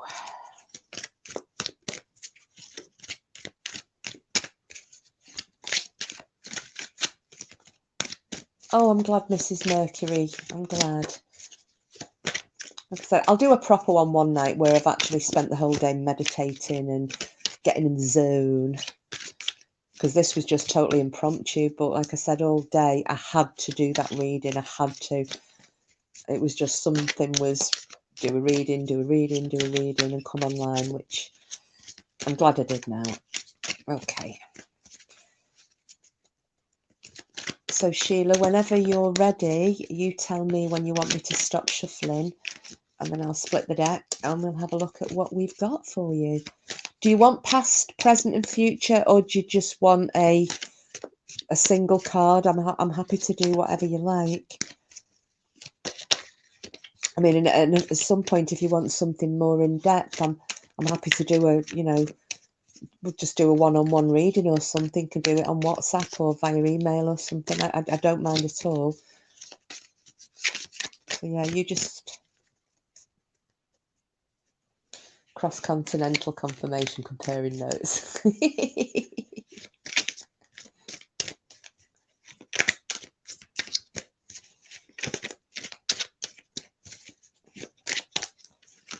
Whoa, we've just had a 4.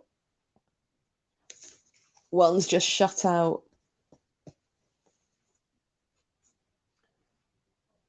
I don't plan on being a token elder getting pregnant, Lady Witch. I can just clarify that. I've just had a card that's jumped out for you, Sheila, which I'll go through in a minute. I don't want to say what it is. I'd like to see if Lady Witch gets one that falls out as well, if we have the same one. So I'm going to keep that under my hat for a moment, but it's a good one. Right, let's put that there. Okay, let's split these cards. Oh, where have you gone? Oh, I'm going to sneeze again. I'm sorry, guys. I'm just going to mute so you don't hear me going. Bleh!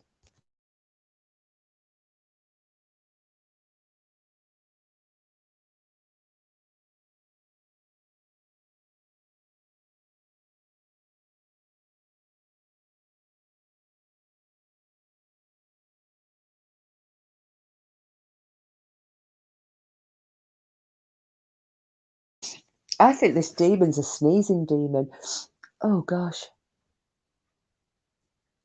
Those who understand that reference get the humour. Oh, what have I missed here?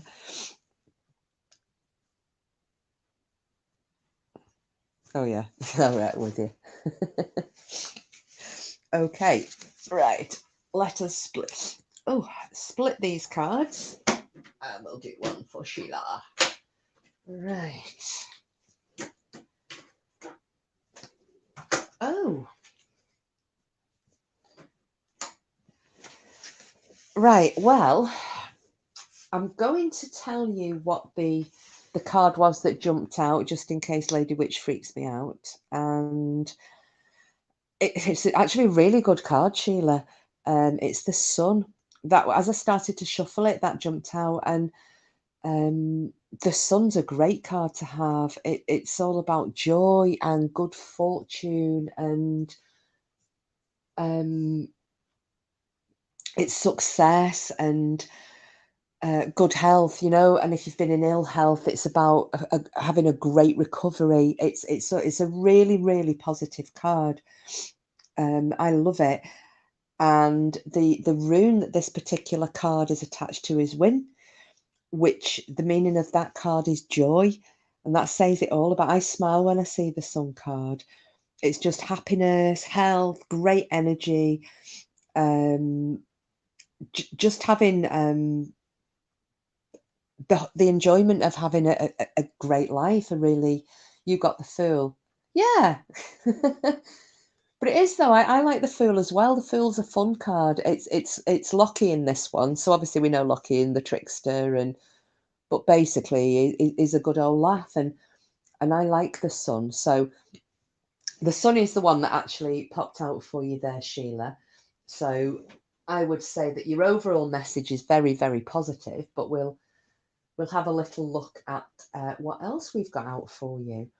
So let us begin. So if we're going to go back to your past, or what's come out for the past. So initially I've got the Ten of Wands, and this card is shall I still want me to describe these cards for you? Basically, it's the guy on the front of this card is a merchant.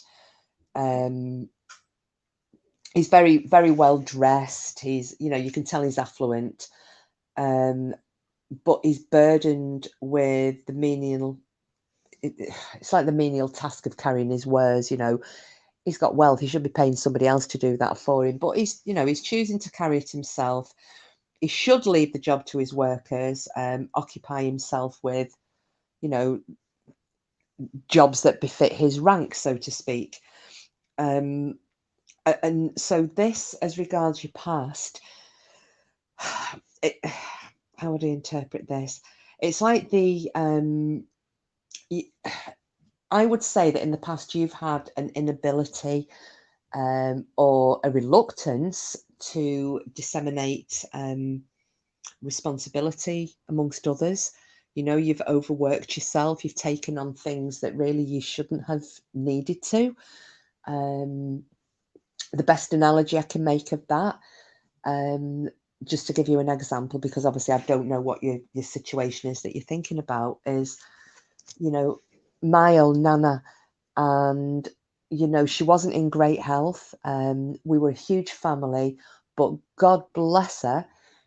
On Christmas Day, she would get up at 4 o'clock in the morning. She'd get the spuds on, she'd get the veggies peeled, she'd get the turkey in the oven, she'd lay the table, she'd wrap presents, she'd have sacks of presents in, well, not sacks, they were kind of pillowcases. I don't know if anybody else did that.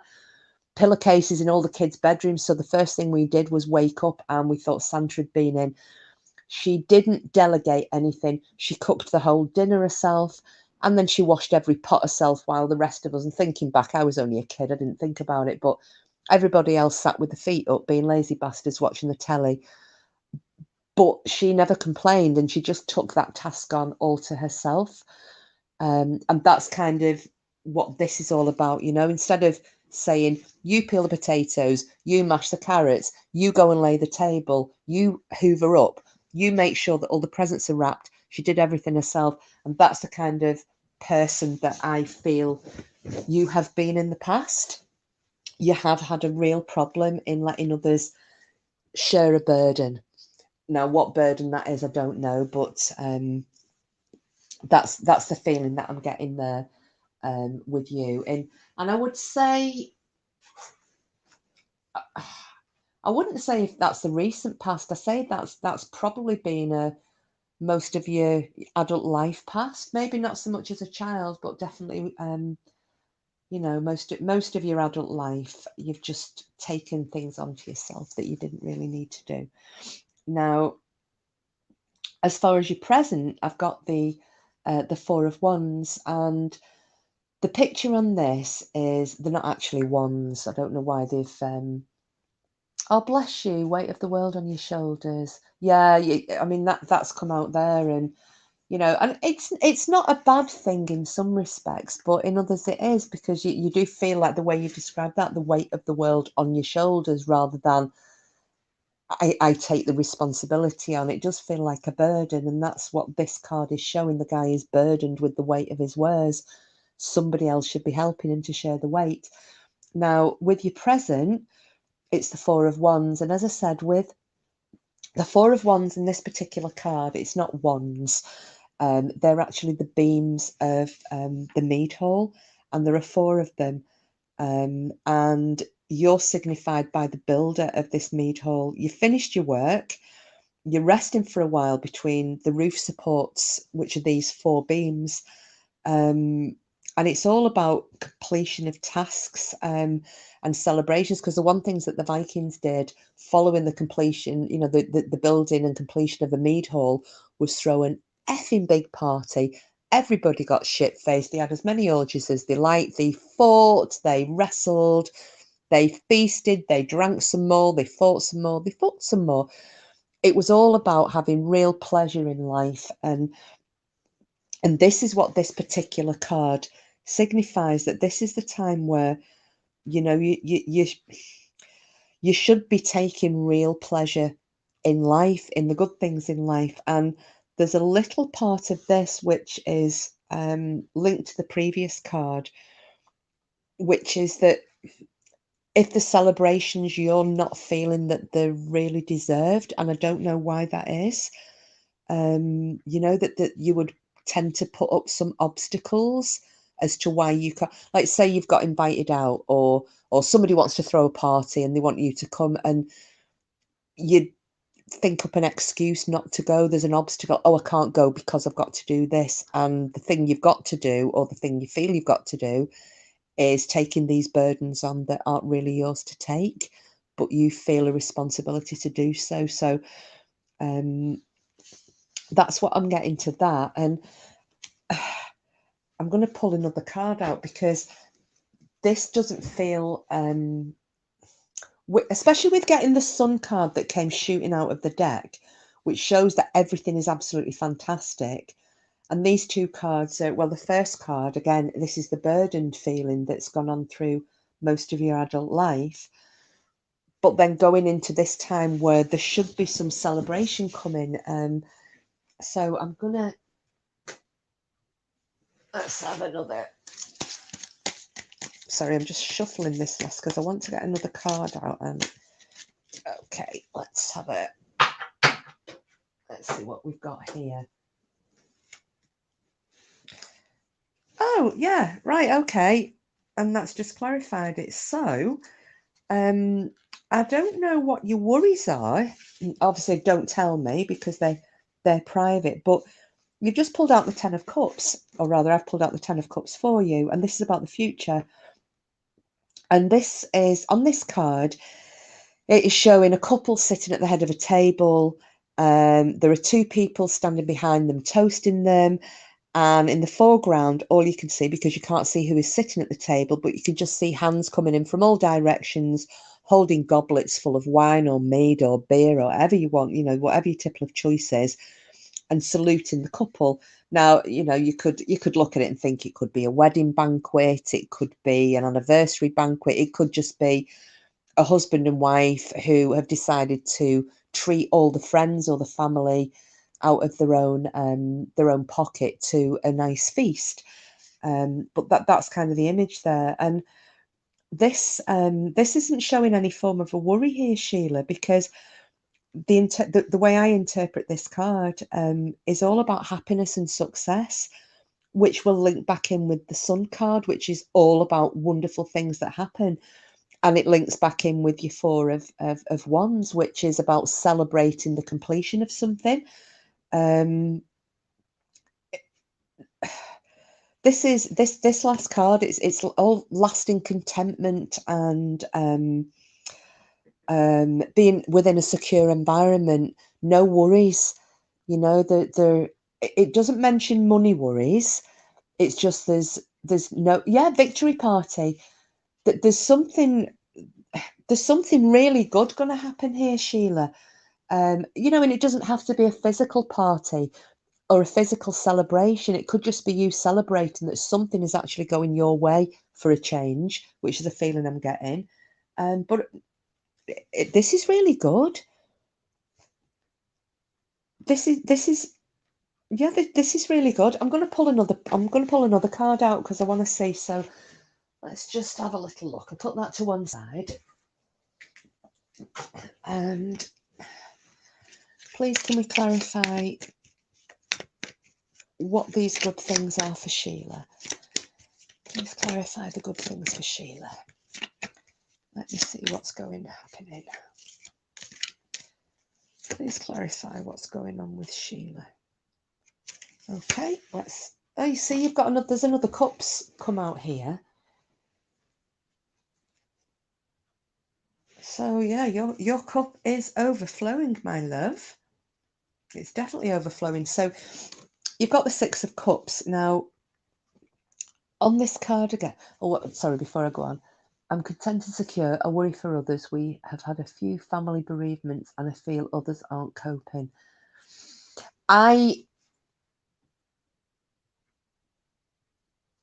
You do have to be strong for them, but again, there's not, you know, maybe people aren't coping at the moment, but this is all showing, you know, celebrations and you know, that kind of a party atmosphere, the gathering.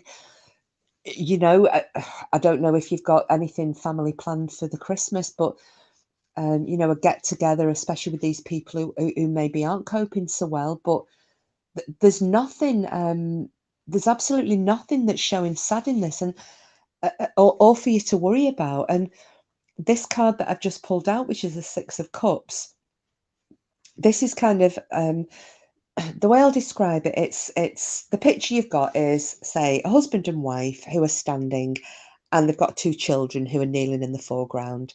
And the husband and wife are both holding a goblet each. Obviously, there must be something in it.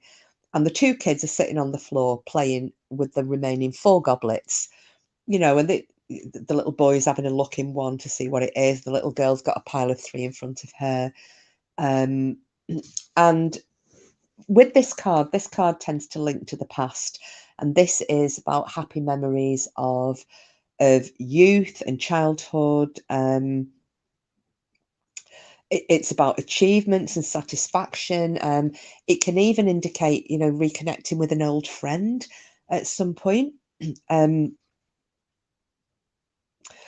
it had been reversed, which it isn't, when you reverse this card, this is about living or longing for the past, which if it had come out reversed, I would have said, yeah, there's some issues there with somebody after you just mentioned about there being a bereavement and that people are struggling with it.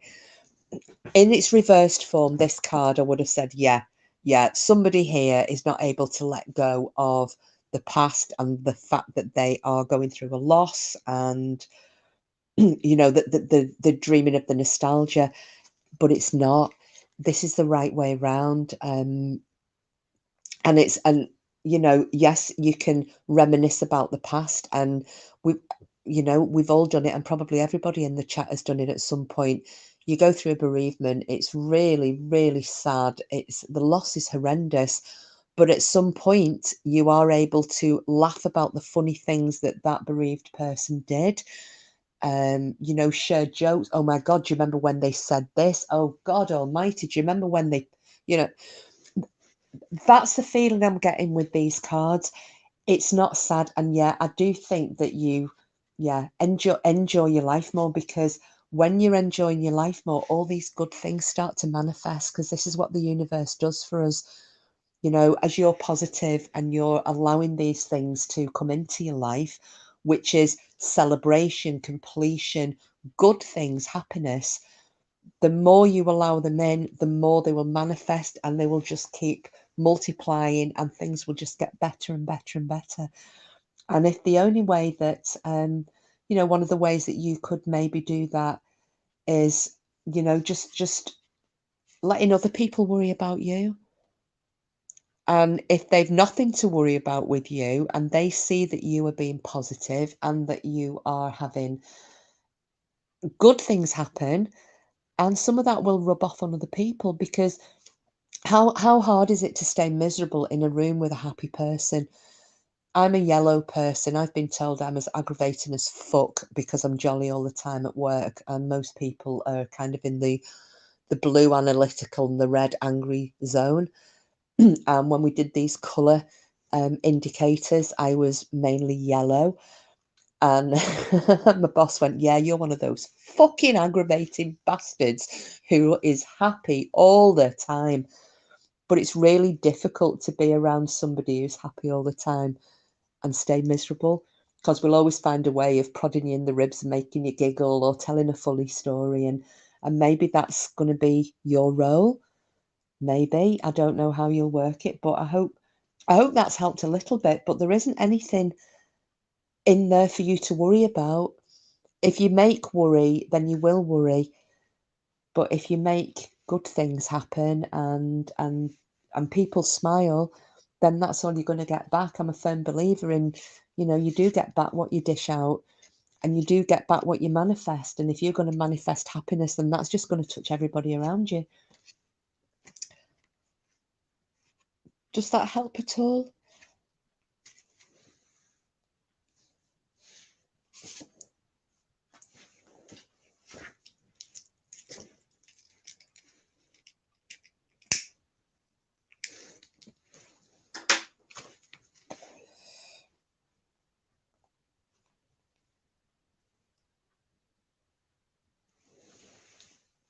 No, I'm usually upbeat, but being serious, thinking about my family's feelings. No, you know what? Go back to upbeat, Sheila. Honestly, the Sun card is such a lovely, wonderful card. Um, and the other three, the completion of the Mead Hall card, the Four of Wands, and then the Six of Cups, about happy nostalgia, and reconnecting and being with family and thinking about childhood, and good times. And then the final one with the Ten of Cups, the whole thing about family, a big gathering, a party, success, really good news. Um, and yeah, I think if you're more like your old self, they will feel better. Oh, thanks, bedtime. Thank you. I really didn't intend to come on very long. I was just like, oh, I'll just give that reading out and then feck off a little bit, because I didn't feel like I was doing any good. But yeah, I'm. Oh, somebody get rid of that fuckwit, will you? Go on, wrench, wrench, wrench the bastard.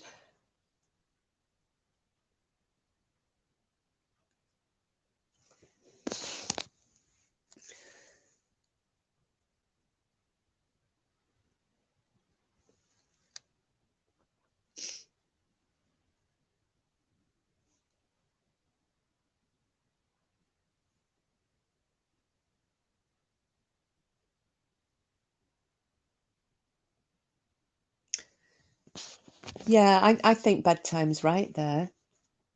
I think bedtime's right. You do. You're positive, and people become positive. Oh, was the one in before that? I've missed it. I was too focused on my cards.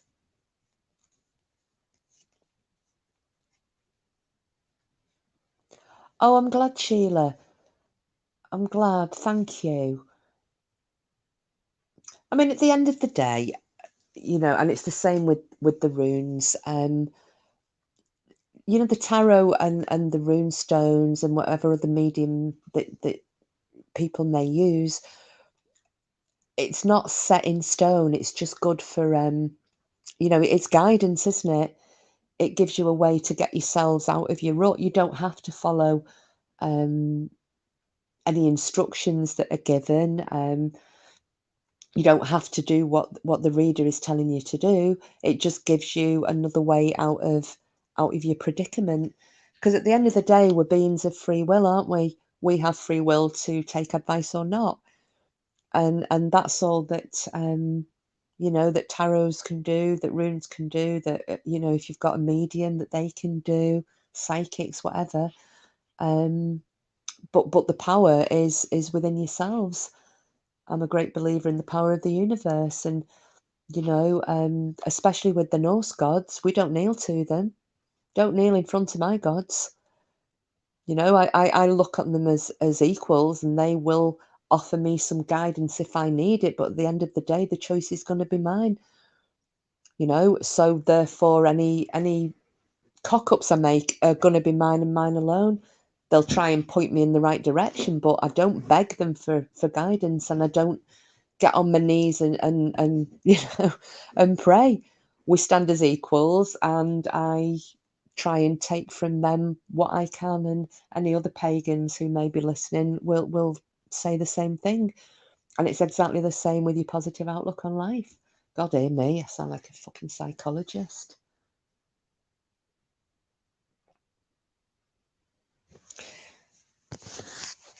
Yeah, I haven't noticed we'd been getting bots or trolls or whatever they are coming in. So thank you, mods. Mods rock.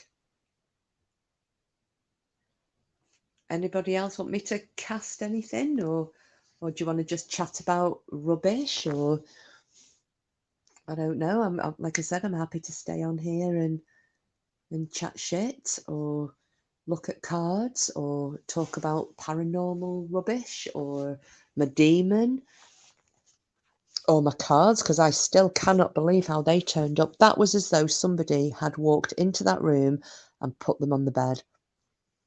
They were not there, I promise. I'm going to be all right, Voodoo. It's not a problem. Not a problem. I mean, usually when I've got a friend round, you know, one of my many friends, and they'll come and ask for a reading, and we end up going through 2 full decks and the rune stones, and I'll probably be sit up talking for 6 or 7 hours.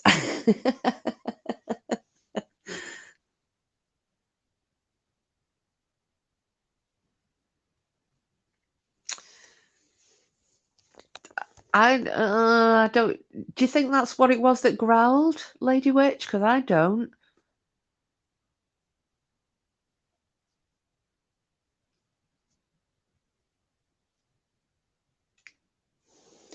I missed the first 10 minutes when you were talking about the growl. I have nothing but questions and some comments. Yeah, has everybody heard that growl now?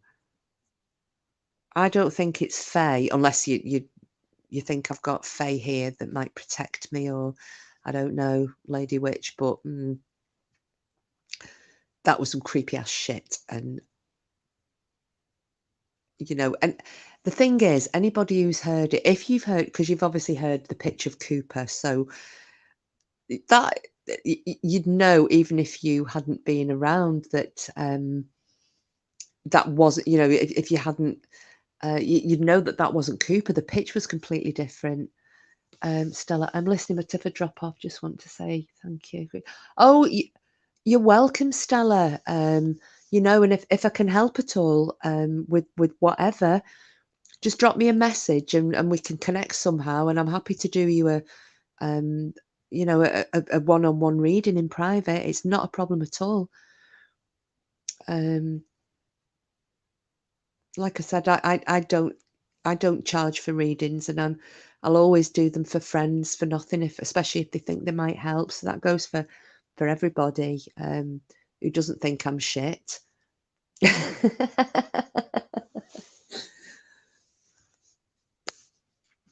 What's the Fae? Yeah, the fae the fairy bedtime. It's the oldie word for it. Sheila, no, I'll not sleep if I listen. Yeah, don't listen to my growl. Lady Witch, the fairy. Oh, yeah, Lady Witch has answered to it. Thank you. I've listened to both many times, and I noticed something about your voice when that growl happened. Oh, what happened with my voice? Don't say it sounded like it was coming out of my second bloody voice box, else I will shit. Because that's what happened with that Annalise. Oh God, what was her name? The girl who got possessed. Was it her? Annalise? Was it Mickles or whatever her name was? Who they based the exorcism of Emily Rose on, and also one of those kids who was the Enfield poltergeist. When she was talking like that old man, and they said you've actually got two sets of vocal cords, one of which aren't used, and hers was being used. If you tell me that's what happened, then I'm gonna drop a brown trout on the sofa. Seriously. Oh, thank you, Mrs. Mercury. Yeah, Annalise. Yeah, and it was Annalise. I didn't know if it was Michael or Michelle or something, but yeah, that's the one. Yeah, when they can throw the voices because there's two sets of there's like a is it like a faux vocal cords, but they were actually being used. And that young girl in the Enfield poltergeist case, she was talking like an old man and for hours, and there was no way that she could have done that with her own voice.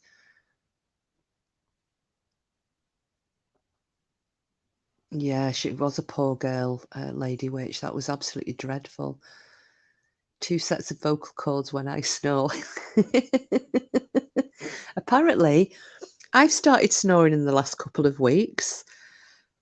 At the moment, it's the topic of humour, but I don't think it's going to be very funny for very long if I keep snoring. It sounded as if you looked around the room while talking when it happened, like maybe you felt a breeze or something in your house, and while you were, oh, fuck off, clown. Oh, I don't even know. I maybe I did it unconsciously. So did my voice sound like it went away from the phone or something? You're looking around like, where did that come from, and sort of, oh, because I seriously didn't. I only heard that this morning. It was just kind of a, I'll go back over it and see how much of a knob I sound. Because I hate my accent, by the way, so just wanted to listen to it, and that's when I heard it and had a bit of a brown adrenaline moment. Ugh. I've never heard anything. Yeah, I've never heard anything like that in this house before. I mean, not that I make a habit of recording myself at all, but even because you said you actually heard it on the live. I wonder if anybody else did. I mean, what do you guys who've heard it, what do you think it is? If you had to hazard a guess, what would you think it was? Oh, thank you, Sheila. I think I sound like I've gargled razor blades, like Phyllis Pierce off Corrie. I love listening to Denny. I love that accent. She was making me laugh last night. Yeah, when I heard it live, I thought it was Cooper. After listening back, it definitely wasn't it. Yeah, it definitely wasn't him. It really wasn't him. Because as I said, he was just like he is at the moment. He's at the side of me on the sofa. He's got his paws, when they put the paws over the nose and hide the nose, and he's just asleep with his eyes rolling back in his head. And I'm on my own apart from the dog, and I do not want to go up those stairs tonight.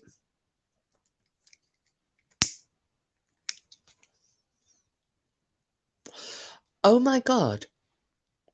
I did, but thought it was Cooper after listening back. Sorry, but sounds demonic. It really does, Voodoo. It really does. And I am actually scared. And I'll tell you something else as well. I normally sit in here with the lights off. I have the fire blazing and I have the lights off. If you could see my house now, for those in the UK, they're going to know what I mean. It looks like Blackpool illuminations. Every single light is on in every single room. It's just some scary shit. Cooper can sense something if he's barking at nothing and acting strange. Yeah, he's been doing that today, but he's been looking up at the ceiling in the lounge, which is where I was sitting last night and where I am now. It kind of, as though something has woken him up. You know, when they hear a noise outside, and dogs are always on alert, aren't they? Especially bloody collies. Jump up, and if it's a noise outside, and he'll get whoa, whoa, whoa, whoa, whoa, whoa, and then I go shut up, and he'll lie back down again. He's not jumping and barking at the window. He's jumping off the sofa and looking straight up into the centre of the room at the ceiling and barking. And then I tell him off, and he kind of is watching the ceiling, but then he'll go and lie back down again as though maybe something was there and then wasn't. But I would have thought that if something was there, even if it went away, he wouldn't go back into a relaxed state again. So I don't know what it is. But I'm a bit fricky, so all the lights are on. My lucky bill is going to be really extortionate this month, I tell you.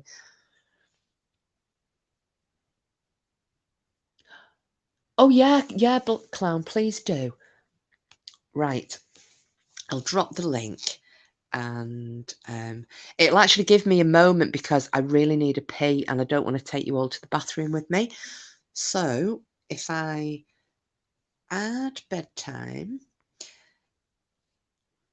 and then I'll leave you for 1 second while I go and, as we say in Lancashire, I'll go and empty me clog.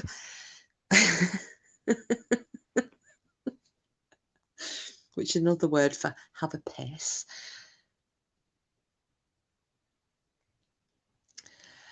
I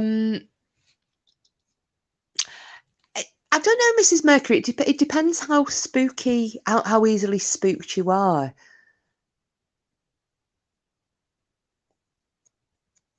Yeah, maybe you should have a listen to it, Lady Witch. But Voodoo's right. It sounds a bit demonic, and I don't like using that word.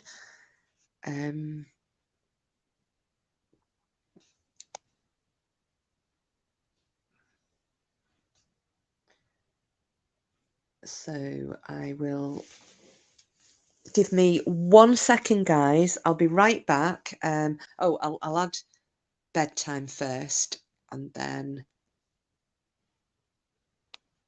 Oh, where's it gone?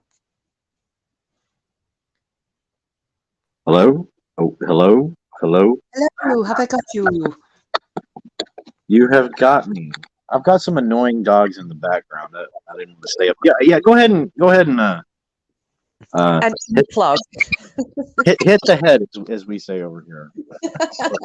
Go to the Right, litter. I'll be 2 seconds. I think you should entertain the chat with your version of Wish You Were Here while I'm just going powdering my nose. I shall be right back, guys. Excuse Okay. me. Okay, sounds good. Hope the sound's not shitty. I think it may be though. And sorry, I apologize for that. Well, I'll tell you what. So yesterday I'm at work and she's live, and you know, I think it's 7 minutes in is the first time we hear Cooper growl and bark. So you hear him growl first, and then you hear him bark, and she's talking. It's like 7 minutes and 1 second, or 7 minutes and 2 seconds in, and so what you have in my mind is you have the dog is a distance from her microphone, right? Obviously. So there's probably 3 feet maybe in between the two of them.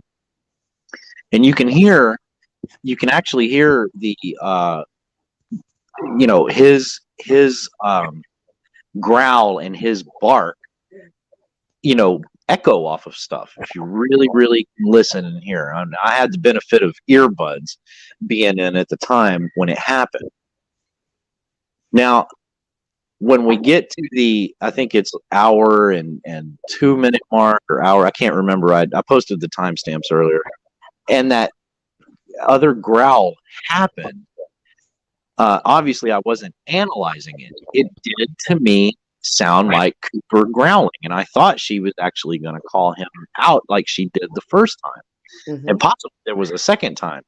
Well, I know there was another time where she said multiple times that he's gonna go off, he's gonna go off, he's gonna go off.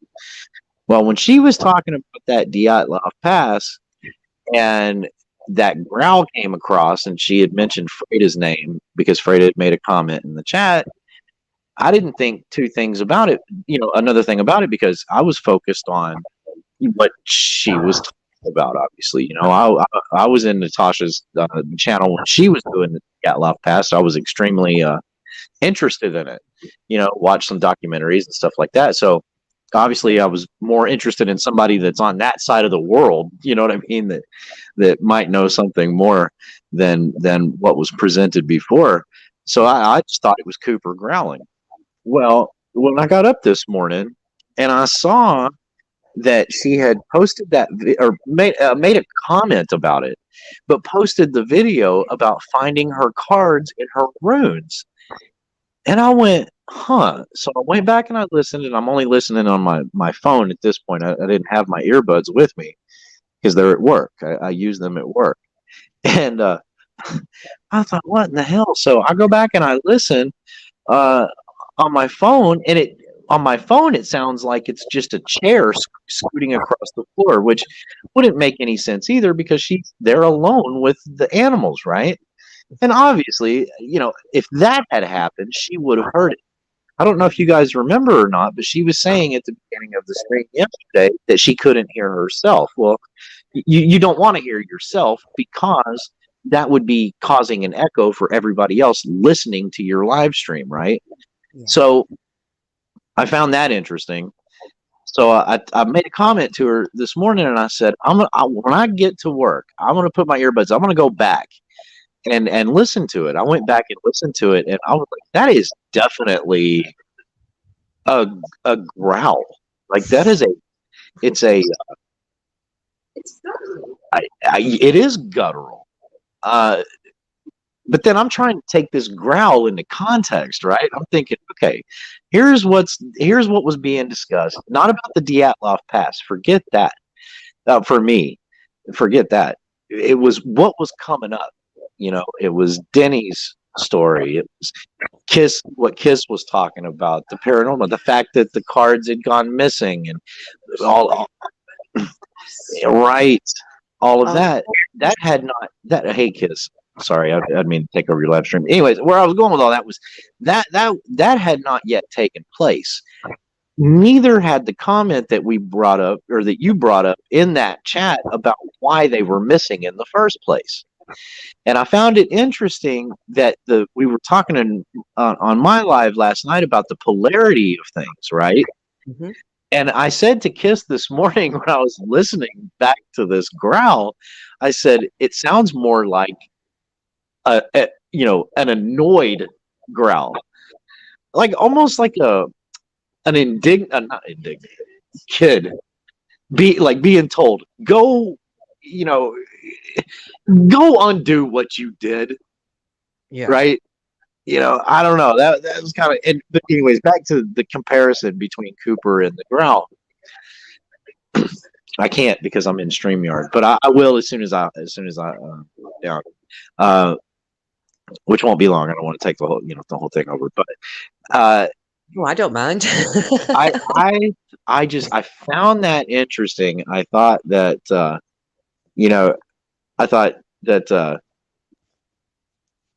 listen to when you go back and you listen to it, listen to the difference between the distance, if you can imagine that in your mind's eye, between the distance between when Cooper makes himself known and when that growl happens. Yeah, it's not him. That was, and Yeah. it was really spooky. Like I said in the comment, I am normally like, I hear other creators say, "Well, you can see orbs behind me, and you can see this, and you can see that, or hear this, or hear that," and and sometimes I'm like, I don't know about all this. You know what I mean? I don't want to be rude or anything. I'm just like, I don't know about all this. I'm very skeptical with Yes. a lot of things, even though I've got proof, right, that things have happened to me in my life, Yeah, I remember your life when you were talking about it. Yeah. Yeah, yeah, yeah. And but I tell you what, that is whatever the hell that was, I cannot deny that. I cannot deny that I heard what I heard, and it is there, and it is definitely not Cooper. Well, But what I was saying about what I was saying about, you can actually hear in your voice, it almost sounds as if you were sitting there and you didn't hear the growl, but it's like one of those things, where you're sitting there.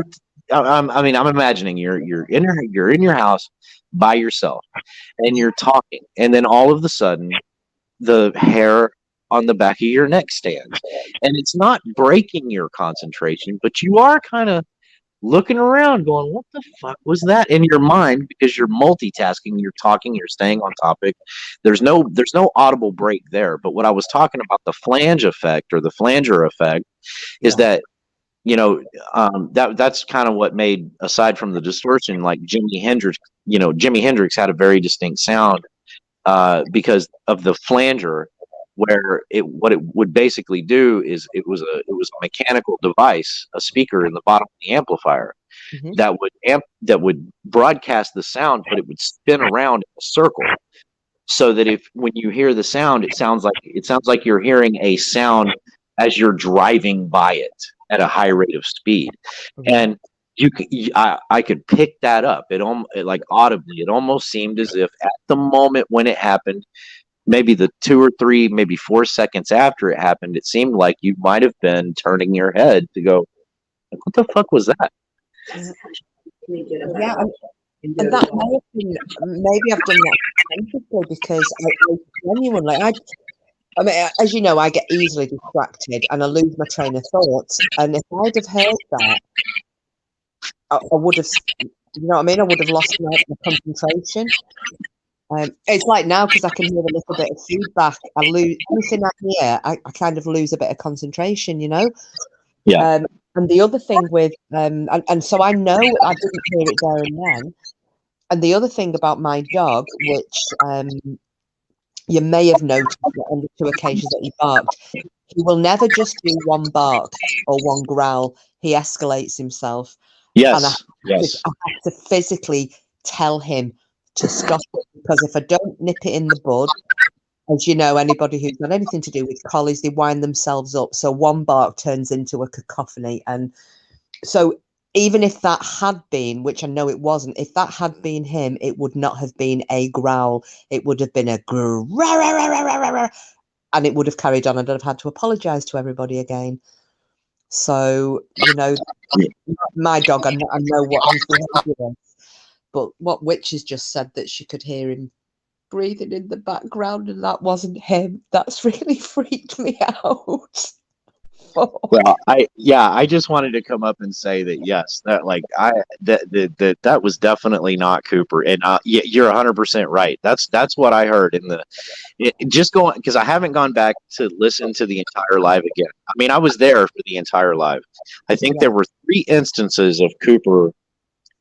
I know there were definitely 2. I could Yeah, be. there's two I can remember. There was one at the beginning, and there was one past halfway, wasn't there? Like later on. Yeah, while Denny was on, that's right. Mm. And because you said both times, you said, I'm gonna have to do something about him, or he's gonna kick off, or I'm Yeah. really sorry, and he did. He exactly how you described. He growls, and then he escalates and barks immediately. I Yeah. mean, just like Fluky does, right? I mean, same thing with him. It's not just a growl. It's a growl and bark. I do find it interesting, though, that you said he's been at the ceiling, Yeah. you know, uh, all day. And Mhm. the only question I would ask is was he at the ceiling yesterday No, and last night when he barked? no, no, Well, it wasn't. He didn't do anything. And that's the funny thing, because 'cause he was asleep at the side of me on the sofa when that happened. Now, obviously, it was audible because you heard it, from the live, and maybe other people who were in here heard it as well. But I would have expected if it was audible to him, it obviously wasn't. I didn't hear it. And he obviously didn't hear it because he didn't react. He carried on snoring away, and he has got what we call ears like a shithouse rat. You can hear a pin drop. You can hear a toffee, a packet of crisps, chips, as you call them, rattle 3 streets away. So the fact that he didn't react either, to me, is saying that that wasn't audible in this room. I didn't hear it, and neither did he. But yeah, it's there in the recording, and you heard it while the live was going on, which is very odd, isn't it? That something would only appear on a recording or on a live, but not to the people in the actual room where the noise came from. well, we had that whole discussion about EVPs and all of that yesterday, and you obviously could not hear, you couldn't hear yourself, you couldn't hear, which you wouldn't want to because you would be getting this echo right back and forth. That's what we would all hear if Mm. you could hear yourself, right? But yes, I do find that it extremely intriguing that on the receiving end we were the only ones. And just like you said, you can go like, there's no way that Lady Witch can't go back, or Mrs. Mercury or Sheila or whoever else. There's no way that they can't go back and hear that. Like everybody's going to hear it. You did not hear it. There's no way you heard it because there was no there was no verbal there was no verbal stumble. No. There was absolutely nothing there. All I'm saying about you maybe turning your head is that spirit passing through that room maybe is what made you kind of look and go, what the fuck was that in your mind? And you were still talking while you did it. You know what I Yeah. mean? Which Yeah. happens, right? All the time. I mean, you don't even, maybe not even give it a second thought until you go back in your own live and listen to it and go, holy fuck, what the hell was that? So Yeah, yeah, it's yeah. I'll be honest with you guys. It's really freaked me out, and I don't know whether today, like I said, it was a combination of three things. It was hearing that, it was my bag turning up in the bedroom, and I promise you guys, I know I said it earlier. Some of you may or may not have heard, but the spare room, I've been well, when the cards first went missing, I emptied it, no sign anywhere, and I was getting quite upset because I love my Norse card, and I know I will never be able to replace those Norse tarot cards if I lost them, and plus my handmade runes. So I was really upset about it. And when I went to clear the room out, I took that as an opportunity to get rid of a load of shite, clothes I'm never going to wear again, bags and bags, and I took them all to the charity, and there were a load of books and things, and I made a few runs to the tip and ended up with the room looking like a bedroom again. And the only things that are in there, apart from my wardrobe with all my outdoor coats and things in, there are a few boxes on top of the wardrobe. And then on the actual, I've got a king size bed in there. And on the bed itself, I've got all my Christmas presents, in piles for different people. That is the only thing that is in that room on that bed. And I walked in there this morning to get a couple of presents that need wrapping. And I didn't notice it at first. I kind of walked in and went, right, I need that and that. And I kind of looked behind me to make sure the dog, because he tends to follow me in, and I don't allow him in there because it's a guest room. Not everybody likes dogs in the bedroom, so he isn't allowed in. And I just kind of looked over my shoulder to make sure he wasn't following me in. And when I turned back, and I think I had, now I'm thinking about it, I think I had actually noticed the black bag being on the end of the bed when I first went in, but it hadn't registered. And then I thought, that's my DKNY velvet bag. And I opened it. I'm like, what the fuck? And there are my 2 packets of tarot cards wrapped in the silk cloth that they've always been wrapped in, and my bag of runes. And I swear I had a little bit of a leg tremble because I thought my knees were going to give because I was quite scared.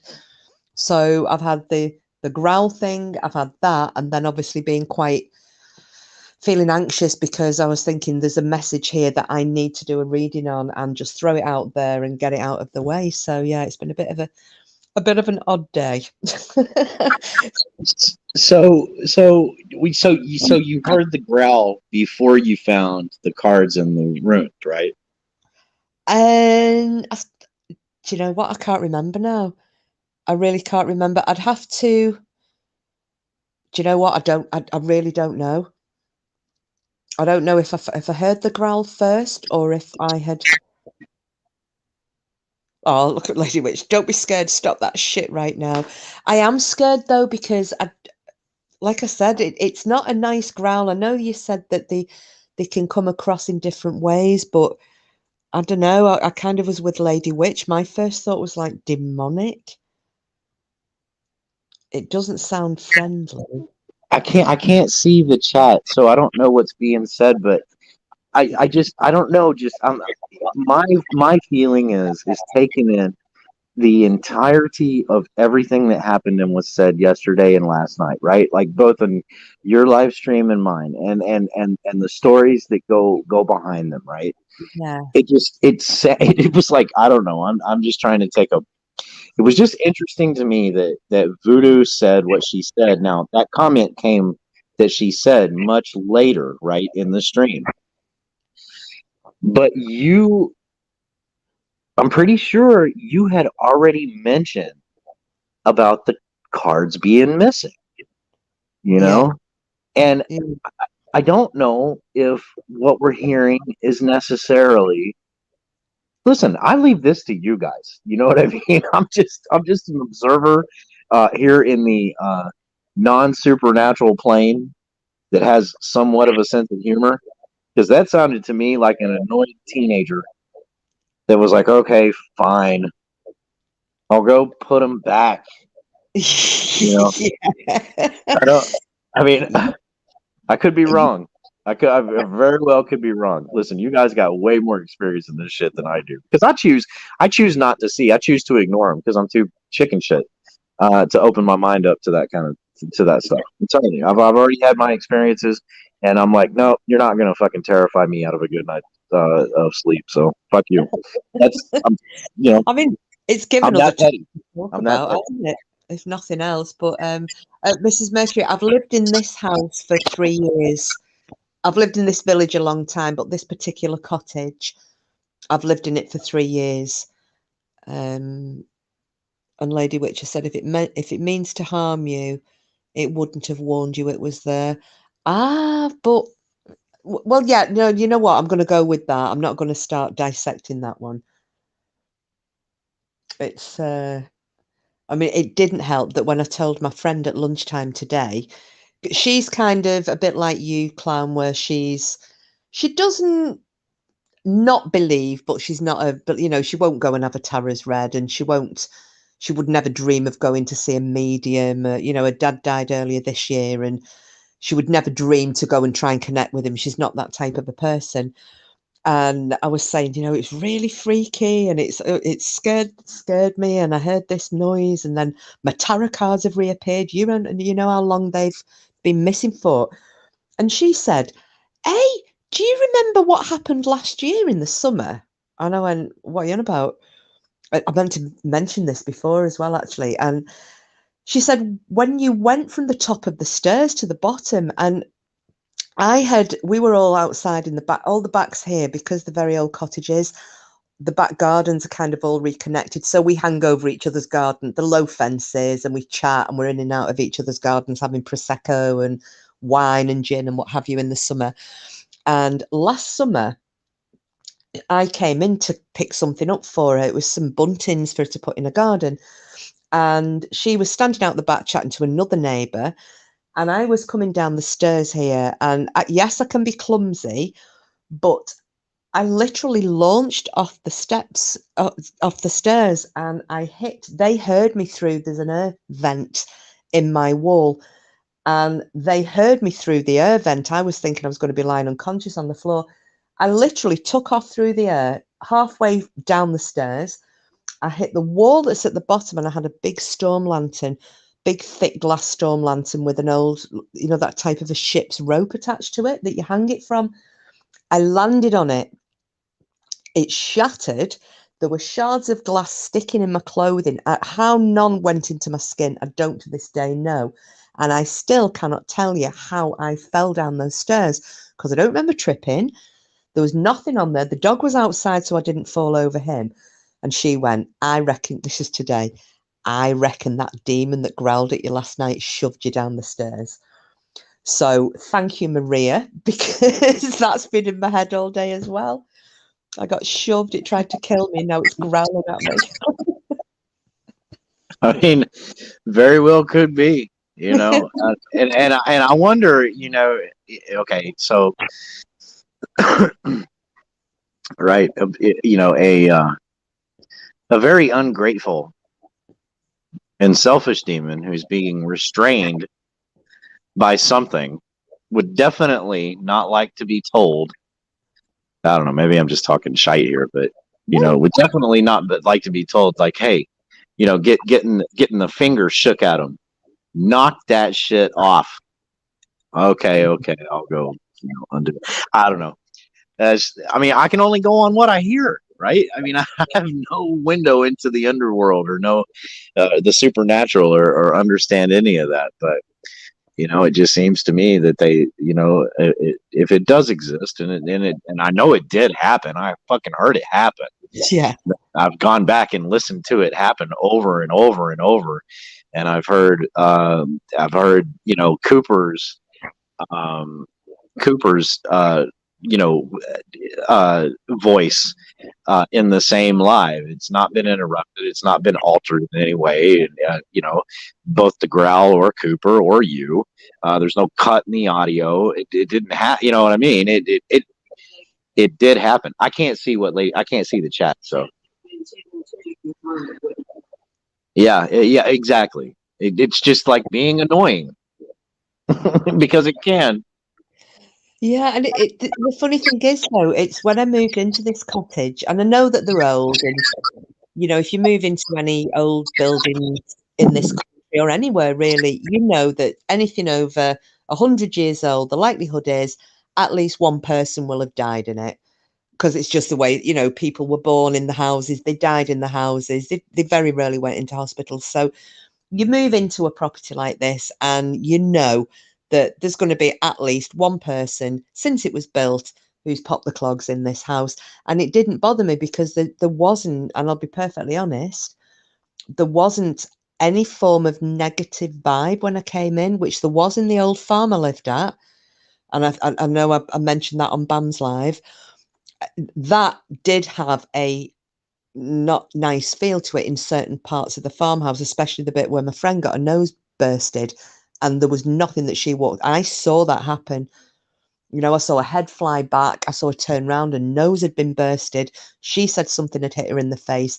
I would never go up to that part of the house on my own. But this house has never been like this. I've never felt uncomfortable or, sometimes they say that you might feel you're being watched or you catch things moving out of the corner of your eye. But I've never had that in this house. Oh yeah, Lady Witch is saying that's why I'm guessing a fae hid your stuff, brought it back, and was telling you so. Do you know what? Then I think I'm going to go with that one, and hope that it's a growly fae. Yeah, exactly. I mean, we were talking about choosing the polarity, right? I mean, it wasn't. I'll tell you. One time, years and years ago, I had a landline over here, which is not a cell phone, right? It's your line directly to your house. Yeah, we got to call it like 10:30 at night.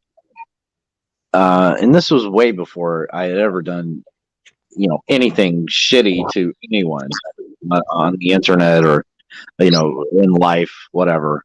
Then I woke up, right, because the phone was ringing, and I answered it. I said, hello. And this creepy ass voice came on. Now, keep in mind, I'd had this phone number for, I don't know, a lot of years. A lot of years. And this creepy voice came on and said, "Do you like to play games?" Oh. And I said, "No."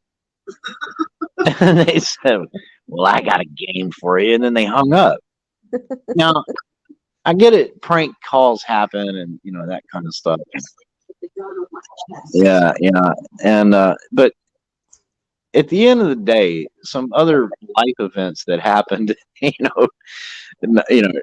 not too terribly short, but not too terribly long after that. It was kind of like, I don't know, where the fuck did that come from? You know what I mean? It's a real. Sometimes is it? And by the way, that was a cordless phone. Just so everybody's aware, it wasn't a corded phone. That was a cordless phone. Oh, posh. So, for whatever it's worth, I just thought I'd throw that out there. That was like Danny last night. She was telling a tale, just for context. And the lady who got onto the train, and she was a coloured lady, but just for context. And he's like, it was a cordless phone. It doesn't really. Was it one of those that used to go? No, that only happens when you call across the Atlantic Ocean or the Pacific Ocean, I guess, depending on. It doesn't do that over here in America. Over here in America, what you used to get with a landline was either a busy signal, which I think that's actually more universal than the rings, right? The busy signal is like beep, beep, beep, beep. Yes.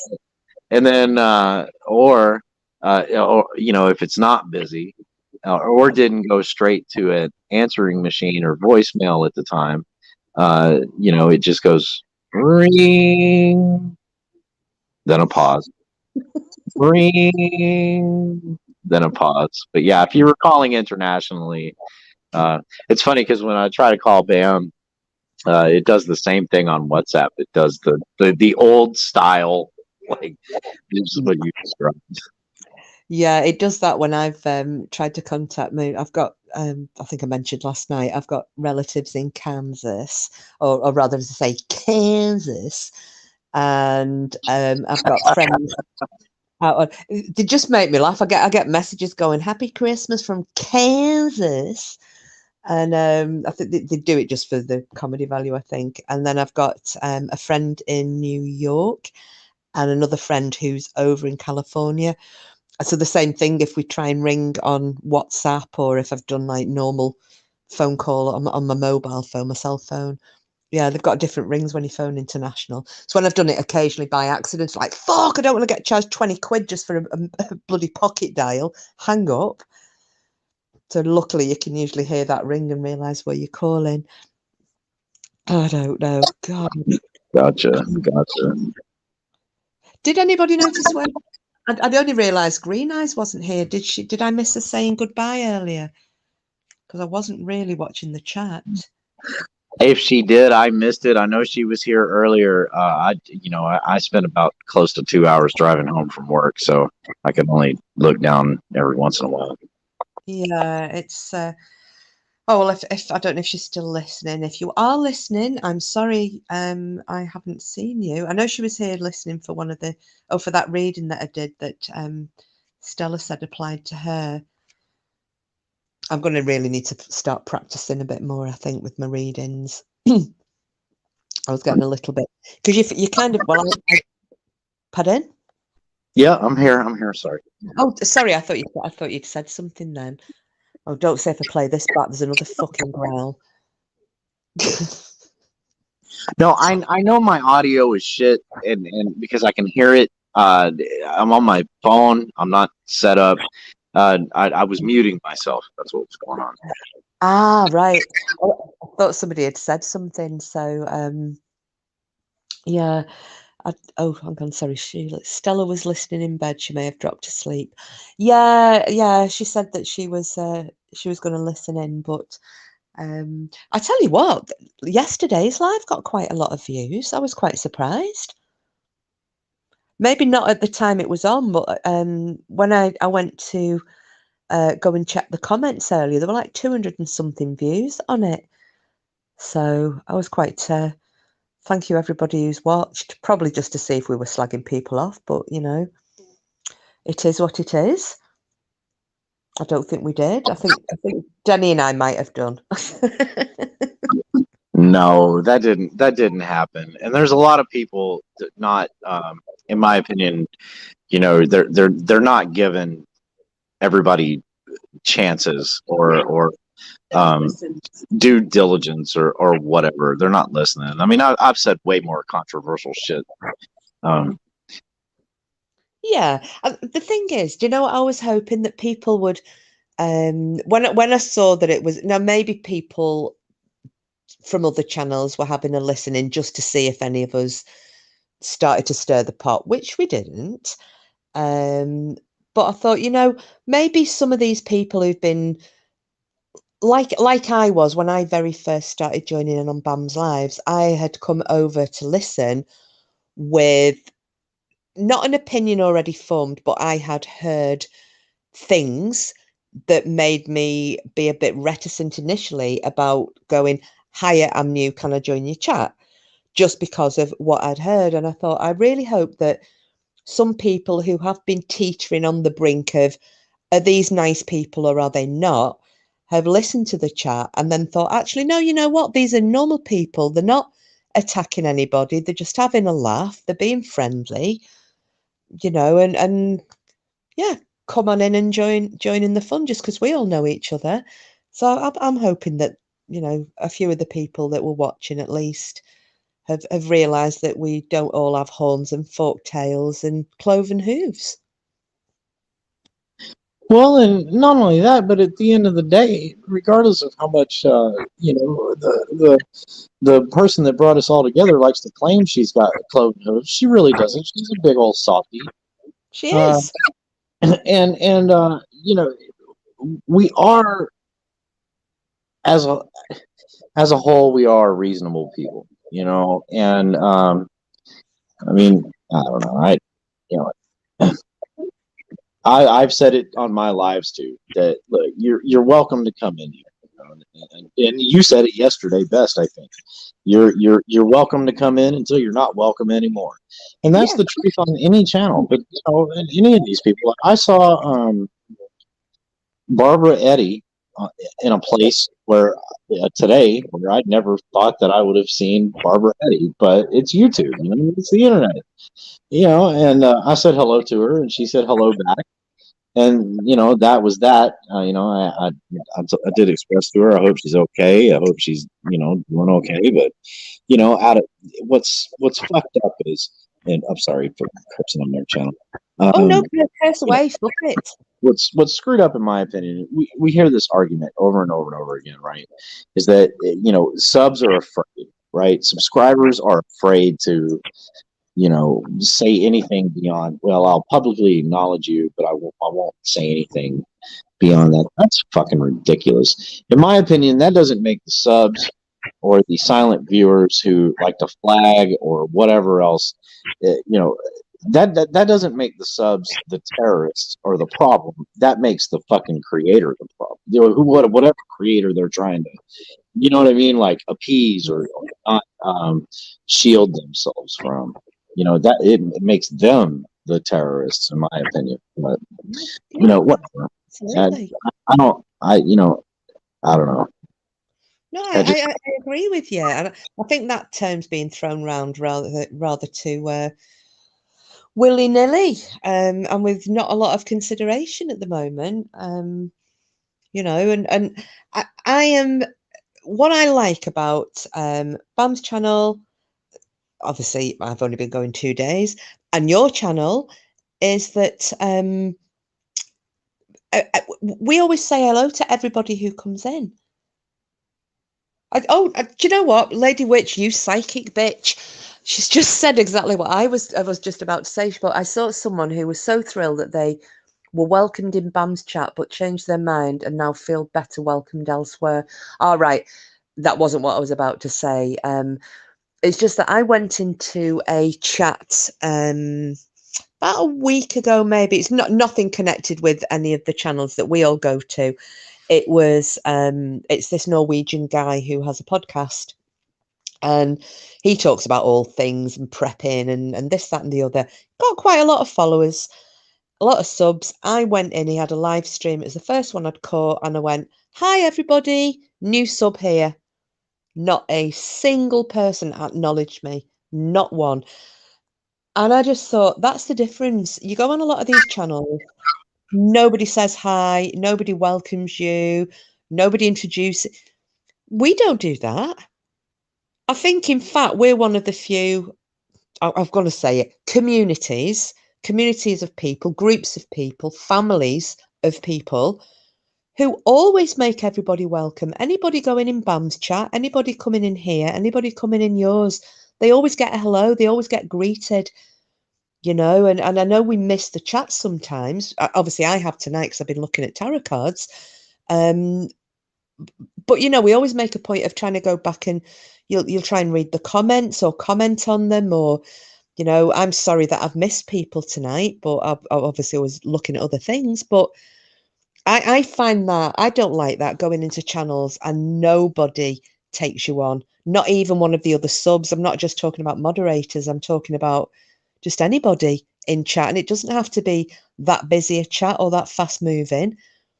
And I think that's one of the things I like about our group of people. You know, we're not ignorant, and we do make people welcome until they're not. Yep, I 100% agree. I mean, it's one of the reasons that I stuck around for the last, I don't know, 11 months or a year or whatever, in BAMS. You know, I mean, it was, you know, it was, like Buddha Queen said, I wouldn't have stuck, she said, I wouldn't have stuck around if people weren't nice. I mean, and people weren't nice. And where was sorry, I missed a little bit of that because you went a bit crackly. Oh, sorry. Yeah, I was just saying that, you know, it's like Buddha Queen said. She said she wouldn't have stuck around if people weren't nice. No, and going on from what Lady Witch had said, I saw, I'm not going to mention names because I wouldn't give them the steam off me piss, basically, but I have seen one person who shall remain nameless who was welcomed in Bam's chat. We all welcomed this person. We made them feel part of it. We'd ask how they were. We would chat away about everything. And then I saw this person in someone else's live ripping us and ripping Bam to absolute shreds. And I thought, you nasty little shit. Is this because they're flavour of the month now? And I did actually tell Bam, we were on the phone, and I said, here, this one. And she went, fucking blocked him. Blocked him now. They can fuck right off. Because nobody done anything to this person apart from being friendly. And because other people decided they didn't want to know us or Bam, they didn't have a decent word to say about us. And I thought, what has deserved that? Because you've been treated with nothing but compassion for your situation and dignity and friendship. And I can't be bothered with anybody like that. Yeah, you're right, Sheila. Backstabbing bastards. Yeah, you see an awful lot of that going on, right? I mean, you really do. And I mean, you know, I've seen this go on and on the internet, other platforms that don't necessarily have the constraints that YouTube does. You know, it's really community based. Like, you're either run out of town on a rail or you're not. You know, not necessarily the case with YouTube. Supposedly that's going to change coming up next year, but we'll see. You know, but yeah, I don't want to be. I'm just listen. You know, the way I look at it, which is I think the way that Bam looks at it, I think this is the way that you look at it, because you've had a lot of subscribers on Twitter, right? Oh yeah. You know, you had a shit ton. Yeah, 44,000 on one account. I've got 6,000 on my replacement account now. Yeah, and I don't have Twitter. I don't. Well, I have an account, but I mean, I don't use it. I don't care. Twitter is not for me. It's just not. I don't go Uh, on anymore. but you know, again, it comes down to, for me, whether or not I give a fuck what those, if I was you, 44,000 people have to say about what I have to say. I'm going to say what I'm going to say. I don't give a shit what you people think. I'm not a, you know, I'm not one of these people who has a controversial view on um, age limits, on when you should drink or when you should think, Mm-hmm. right?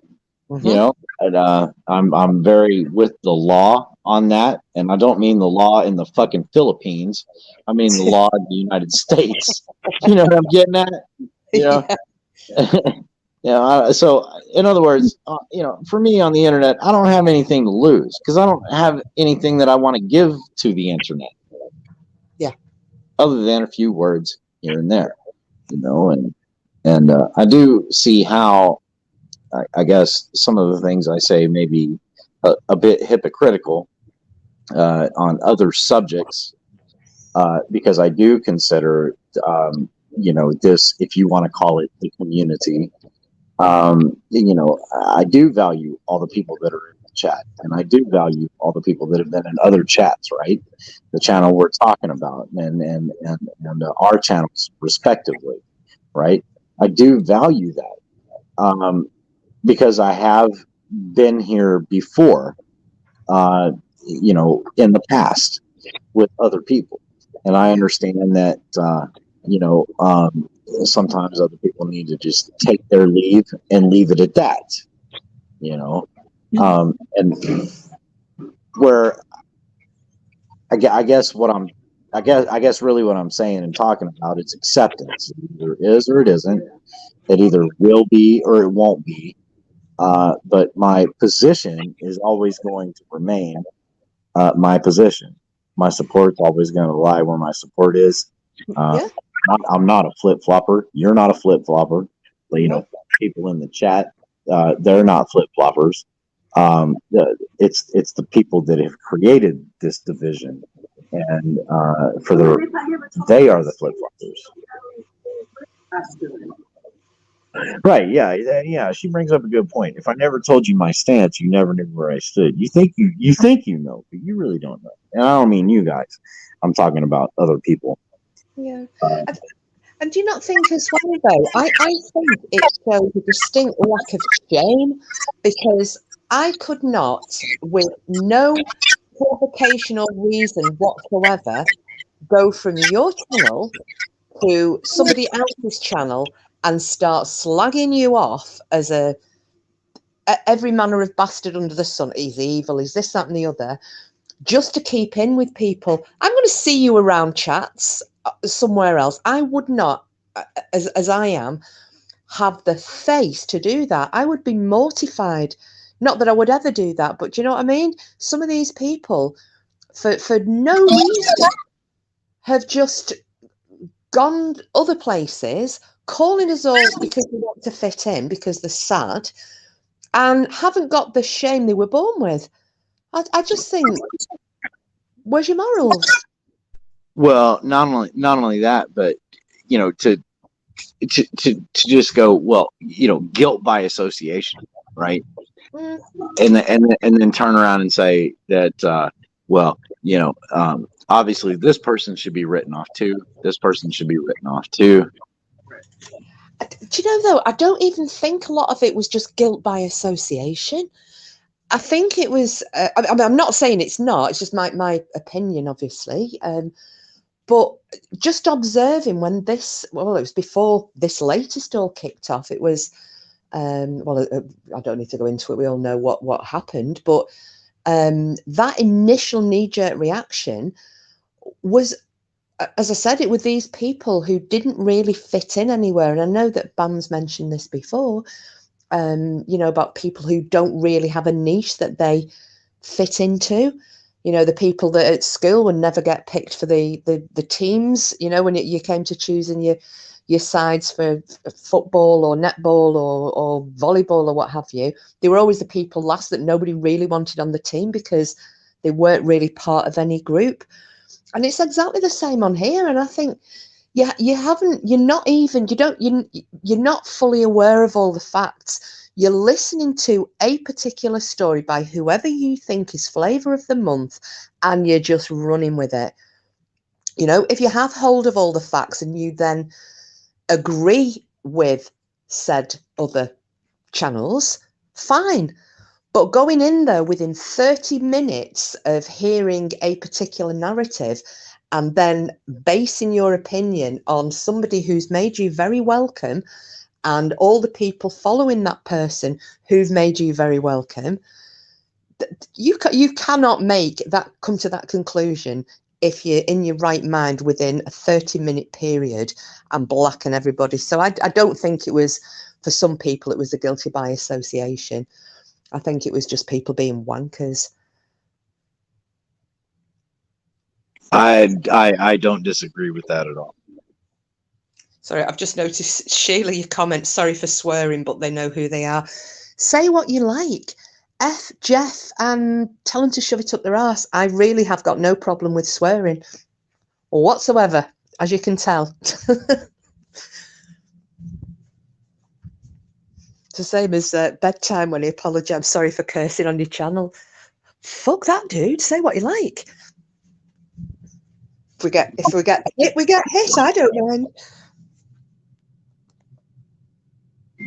Well, I mean, I've got I agree 100% with what you're saying, and I've got my own thoughts. I mean, listen, my own thoughts are when people are talking about when the topic of conversation, right, is people say you should grow a thicker skin, and that's true on the internet, right?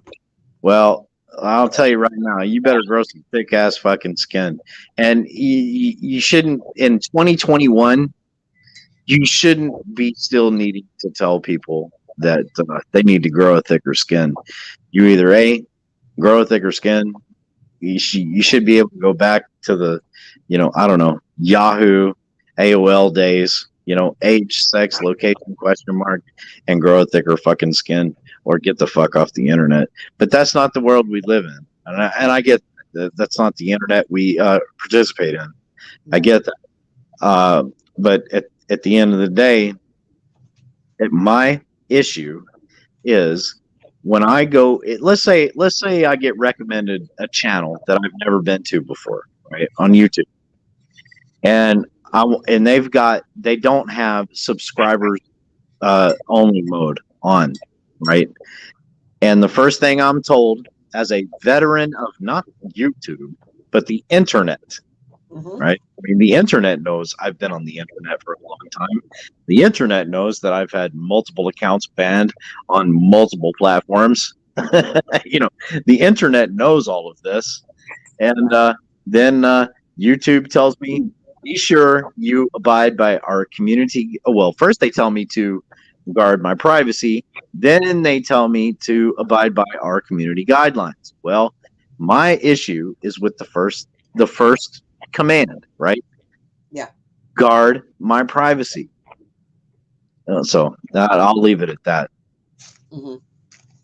Yeah. No argument from me here. None whatsoever. Oh, Green Eyes is back.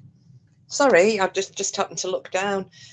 Sorry, just got back from shopping, just listening to the rest of Tarot. Had to buy for the next 3 months or so, as now having food shortage due to transport. Oh my goodness! Hey, Green Eyes, glad you're back. Yeah, that's pretty shocking. Is that down through to the COVID, Green Eyes? I mean, have you got that? What's it called? The Omicron variant over in Australia. Have you got that in America at the moment?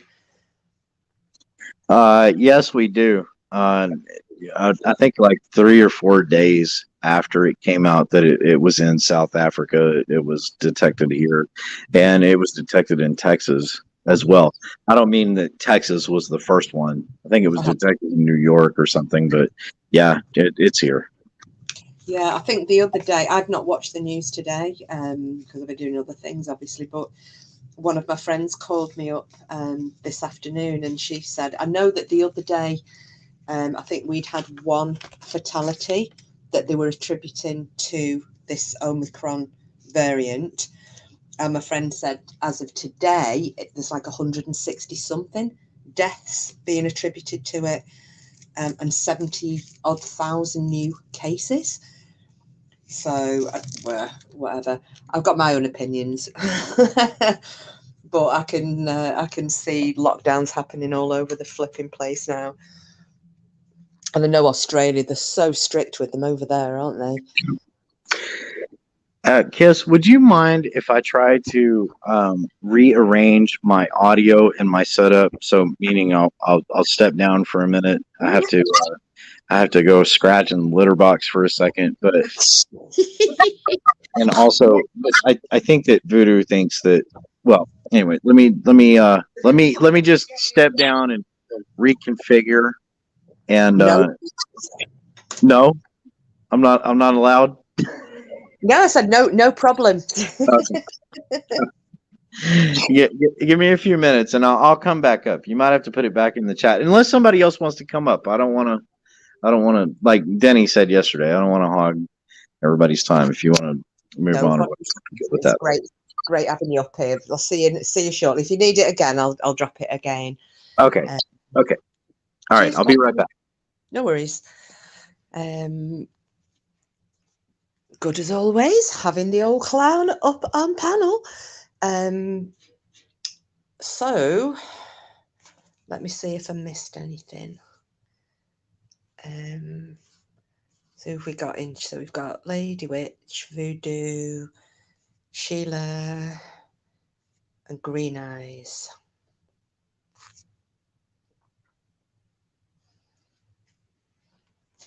Oh well, it's nice shooting the shit. Well, I'm hoping the end of the tarot didn't disappoint you too much, Green Eyes, but you know, I said before, I'll do it again properly when I've had time to. Tomorrow I'm gonna sage my house, regardless of whatever, and I'll pick a day when I know that I'm going to be free for the whole day and the evening. I don't know, maybe Saturday or Friday even. And I'll do some proper meditation and get into the zone so that I can try and do what I would consider to be a decent reading, because my head was a bit scattered tonight. But I'm at least glad that main reading resonated with Stella. I think that was a bit freaky as well, because obviously I didn't even know that Stella was sub to me. So yeah, the fact that I had to have oh sorry, Mrs. Mercury's still here as well. Sorry, sweetie. Yeah, so I'm quite pleased really, because I knew something was making me wanting to do a reading, and the fact that she said it was hers, then yeah, I'm happy about that. Oh, you're making homeless scarves. One of the lads that I work with, Mrs. Mercury, he every year, he lives over in Yorkshire, and every year he does collections. It's a little village that he lives in, and he gets collections to his house, and he fills boxes of, you know, all sorts of things, whether it's clothing or what have you, and makes up boxes for the homeless. And that's what he does on Christmas Eve. He takes his Christmas Eve out and he goes and delivers food parcels. He makes up food parcels and clothing and gifts as well. He wraps up gifts for them. Yeah, that's really good of you, that. I did it one year. We just bought kind of collected things like jumpers and coats and sleeping bags and things. And a friend and I just went off into Manchester to try, because we kind of know in Manchester where all the or where a lot of the homeless tend to hang out, near the stations and a couple of car parks and what have you. So we went along and and gave things out then. But that was kind of off our own bat because we couldn't really kind of synchronise with any of the charities that were working. So yeah, I just think that's a really, really kind of you to do that.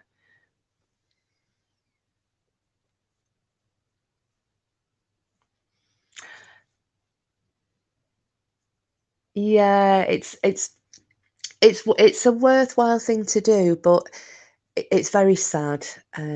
I was really sad because of how many people did we see? I can't remember now, but basically, out of all the people that we bumped into, handing them different things. I mean, we hadn't made up parcels. It was kind of, we had a bag full of coats. We had a couple of sacks in the car full of sleeping bags and so on. And we'd washed everything. Everything was clean and what have you, and packed nicely. And we'd got socks and gloves and bits of food and things and toiletries. But 3 of the guys that we ended up giving things to and chatting were ex-army, and that broke my heart. 3 people who have fought for this country on the streets, and it was really, really upsetting to me because, as you'll know, I come from a military family, and I just think our forces veterans are treated appallingly. They really are. They have a guy in Brisbane who washes and showers up in a van for homeless. I was about 10. Even go in the outback for homeless. Oh, that's a lovely thing. That's a lovely thing to do, Green Eyes. It just makes you realise, doesn't it, no matter how little that you think you've got. I mean, I'm always on my arse every month. Sorry, that means penniless to those people who don't come from the north of England. Call it being on the bones of your arse. But I'm still, compared to these people, I'm what they probably would consider wealthy. I'm not by any stretch, but, we're as a whole, we're lucky that we have a roof over our heads and, we've got a salary coming in, no matter how small that may be. Yeah, it's really bad in this day and age, especially when you've got MPs getting subsidised. Yeah. Well, I try not to get political, but I will always, I cannot help it when it's relating to the forces. It's a real bugbear of mine. I mean, all politicians are knobs. I can't be bothered with any of them.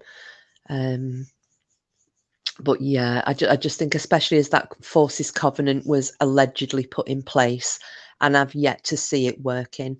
Where soldiers, if they were made homeless, they would be bumped to the top of the local housing list. They would be found accommodation and so on and so forth. And yeah, some of the groups that I'm in contact with and that I've kind of not worked with, but I either done a bit of voluntary this, that, or the other with.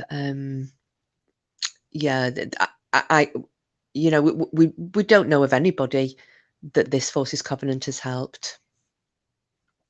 Oh, Voodoo, we're very lucky and blessed. I told Clown that yesterday. I'm so grateful to have him. We don't treat our vets much better. Yeah, no. There's a guy that I follow and follows me on Twitter. He's is it Texas Rangers or Army Rangers, one or the other. And he's got a huge account on Twitter. And he was trying to get into the VA. He needed help. He suffers from PTSD following the Gulf War and so on and so forth. And he just could not get an appointment. And maybe it was because of the size of his channel, but he ended up, this is probably about 5 years ago or so. That Montel Williams guy who does the chat shows in America, the black guy, because he's was he in the Marines or something? I know he's ex-forces, American, whichever branch he served in. And he posted a massive thread, and he said, because the guy I'm talking about, his name is actually Jesse James, and he is a descendant of the Jesse James. And Montel Williams had put it up and said, can somebody, and I think he tagged in the president and, this, that, and the other. And different politicians, and he said, can somebody tell me why it is going to take Jesse James, and he tagged him and he put his thing, and I think it was something like either 6 or 8 weeks just to get a consultation appointment. And I tell you what, that got the ball rolling. That really did, because I thought the last thing they want is to end up on his chat show, you know, being ripped to shreds. But I mean, he's got millions of followers, you know, so that his tweet got seen. And I remember saying to Jesse, wow, Montel Williams, and you know, he's picked it up, and he's like, well, you know, every little bit helps. So it seems to be the same, you know, in every country. I don't know why. I don't know why it happens, but you know, and this has been the age-old thing. You know, no matter which century we go into, you fight for your country, and you're kind of forgotten once you take the uniform off, and it is very sad. That's about as political as I'm going to get, but yeah, it's I always out of every charity, I'll always put our forces veterans first. Obviously, animals as well.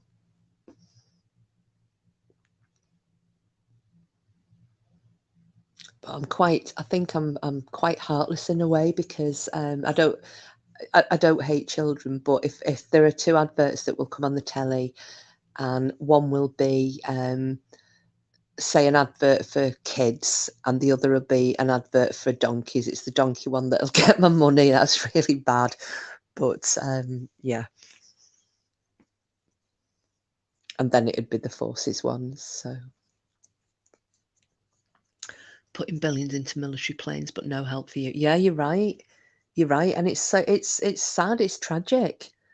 It really is tragic, Green Eyes. Sorry, we're going on a bit of a downer here. I should go back to being upbeat again. And talking about, well, Green Eyes, you missed all the chat about the, well, if you play it back, you'll hear the we've been discussing the crazy growl in my room and what we think our thoughts were on it. So if you're really bored and looking for something to listen to, you can have a listen to that, because that's when Clown came up on panel to give his impression, and Lady Witch went back to have a listen to it, and she was like, yeah, you can actually hear Cooper breathing when this growl goes off, so it definitely wasn't him. So we've had a full-on discussion on that, and then we just started just before you came back in. We were just talking, you know, chatting general shishizzle. But yeah, I missed trying to do I think I hadn't realised you'd left, and I did mention a little while ago, and I said, where's Green Eyes gone? Did anybody see her leave? You know, and I felt really bad that I'd missed you. But yeah, I was saying it because I was going to say at the time, before I realised that you'd gone missing, that oh no, Green Eyes wanted a reading, and I can do one for her. Or yeah, we did. I think I did the reading that Stella that you saw, and then one for Mrs. Mercury, and one for Sheila. Was that it? I think they were the only ones I did. I think. But yeah, I'll definitely do a proper one. Oh, and this is spooky as well, because when I was doing Mrs. Mercury's reading, oh, sorry, and Voodoo Queen as well. Yes, sorry, babe. You were the first one I did as well. When I was doing Mrs. Mercury's reading, and a card fell out of the deck, and Lady Witch, this is how weird it was. We're synchronized. Lady Witch had exactly the same card as well, all the way over there. So yeah, that was quite interesting. So yeah, it's just been nice, you know, considering I didn't intend to come on for any great length of time. But again, you know, if we're here and we're all chatting, then it's you know, it's giving us something to do. I'm not actually tired now, which is a bit weird. But yeah, Lady Witch reckons the growly thing in my house was was, you know, a member of the fairy folk. What you put in? That's okay, honey. We'll do it next time. Shelves empty here. Toilet roll sag. Oh, you're joking. Do you know who the worst? Oh God, no! I'm not going to say it. I'm not going to say it because that's not PC, and I'll probably get a strike. So I shall say nothing about people taking toilet rolls off shelves.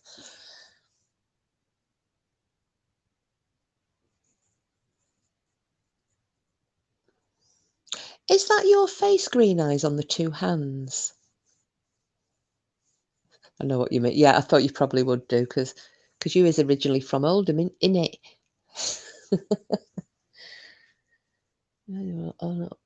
With all the readings, thanks, Kiss. If you remember, please put the card pics up so we can see. Oh yes, of course, I will do, Sheila.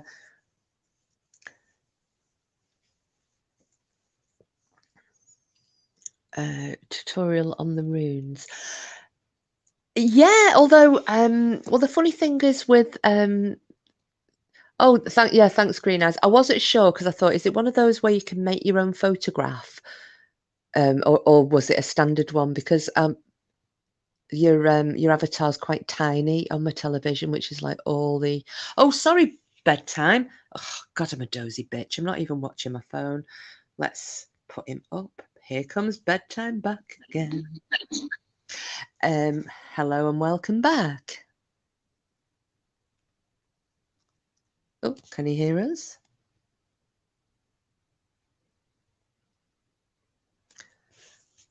Hello? Oh, he's back again. Hi, I was just going to answer Mrs. Mercury. Ask about a Did that tutorial. come through? Yeah, can you hear us? We can hear you. Hello. Give me 1 second. Sorry. Sorry, Mrs. Mercury. I'll carry on answering. So, yeah, as far as yeah, with the runes, although the rune stones are they're not kind of a fortune telling tool or a you know, like the tarots are, or like maybe a crystal ball or palm reading. Tarots are sorry, rune stones are more for guidance. So yeah, I can, you know, I can do that, no problem. You know, maybe I'll just pick an evening and we can go through the runes, because I think what you wanting to hear the history of oh, and he's gone again. Bless him. Yeah, with the history of the runes, you know, where they came from. I'm talking runes as in the runes for casting, so like rune stones, because the runes themselves have been around for a lot longer than they have been used to as a way of divination or guidance. So yeah, I'm happy to do that. I mean, and as part of our or my belief system, just a little bit of information was that so it was Lord Odin who discovered, he didn't create them, but he discovered the runes and then took them forward and shared them. And if you've ever heard of the Norns, the three spinners, the Fates, as they're called, they kind of developed and scrawled the inscriptions of each rune on Yggdrasil, which is the tree of life, the tree of the world. And yeah, and that was the tree that Odin hung upside down on for 9 days so that the runes would reveal themselves to him. So yeah, I know all that kind of boring old tedious shite, all the Norse legends. So yeah, I'm happy to do that sometime. Sharon had also said earlier that she'd like to come. Oh, hang on, sorry. BTC's back in the room again. Let's just add him back.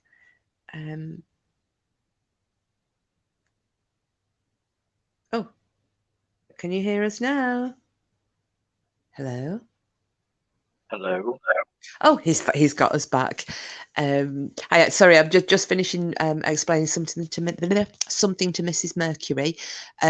Sharon was saying earlier that her dad is or was a Grand Reiki master.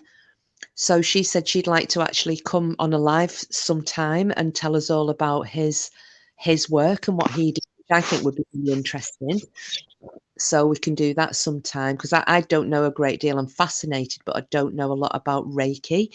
So especially if there are any other people who practice Reiki, that would probably be, be quite interesting. Green Eyes, do you have an ability to read your own tarot cards? Do you mean? Oh, sorry. Do you have to have an ability to read? Well, I used to read my own, although I don't like to do it because I'm quite frightened of what I may see. It's the same as I won't read my boyfriend's cards in case I see my future in his cards. And I have explained that because I think he did want me to do them, and I said no. So yeah, I can read my own, how to do it, just the same as everything else. So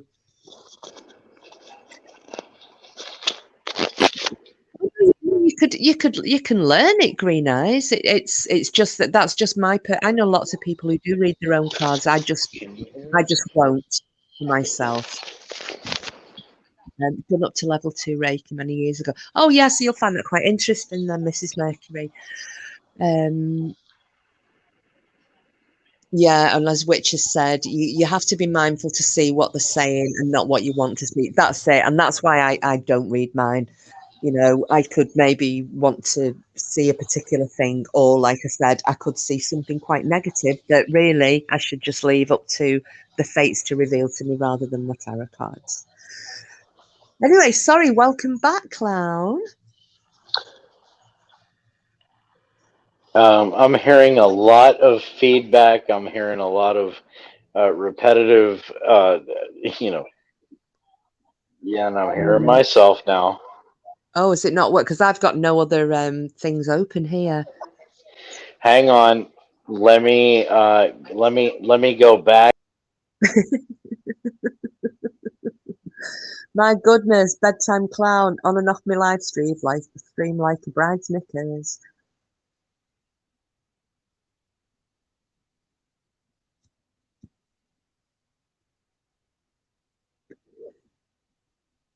Yeah, I think because this side of things is more about looking for fuck's sake. I think this kind of thing is more, and history is more where I have more, I don't know, interest. Obviously I love true crime and anything like that, but my real all-consuming love is history. And then I like the spiritual side of things. So yeah, I think, going forward, as long as I do this it would maybe be the way that I would go. I mean, I don't want to be a supernatural channel or people going, oh yeah, that's the bird who does tarot readings, because that's not what I do. But yeah, I'm happy to kind of keep along that vibe with a bit of history thrown in every so often. It's like, with Mrs. Mercury, if we were talking about the rune stones, but I would oh, he needs the link now. You've fucked up. Give me 1 second.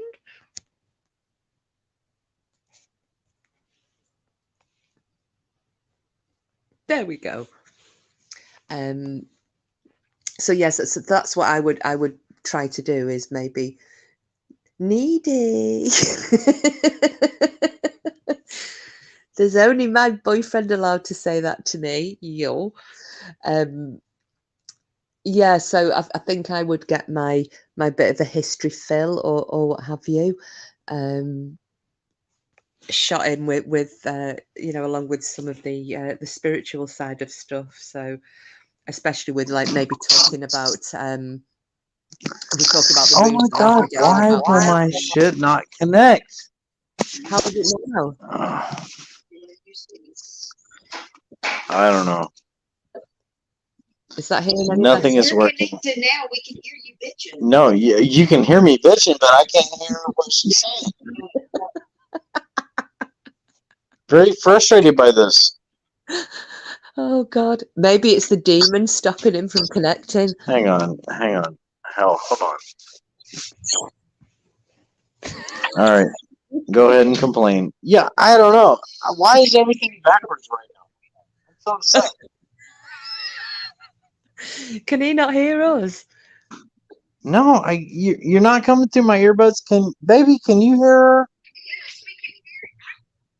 No, he can't. If you can't Okay, hear me, let me tell tell them that they can hear you bitching, but I can't hear what they're saying.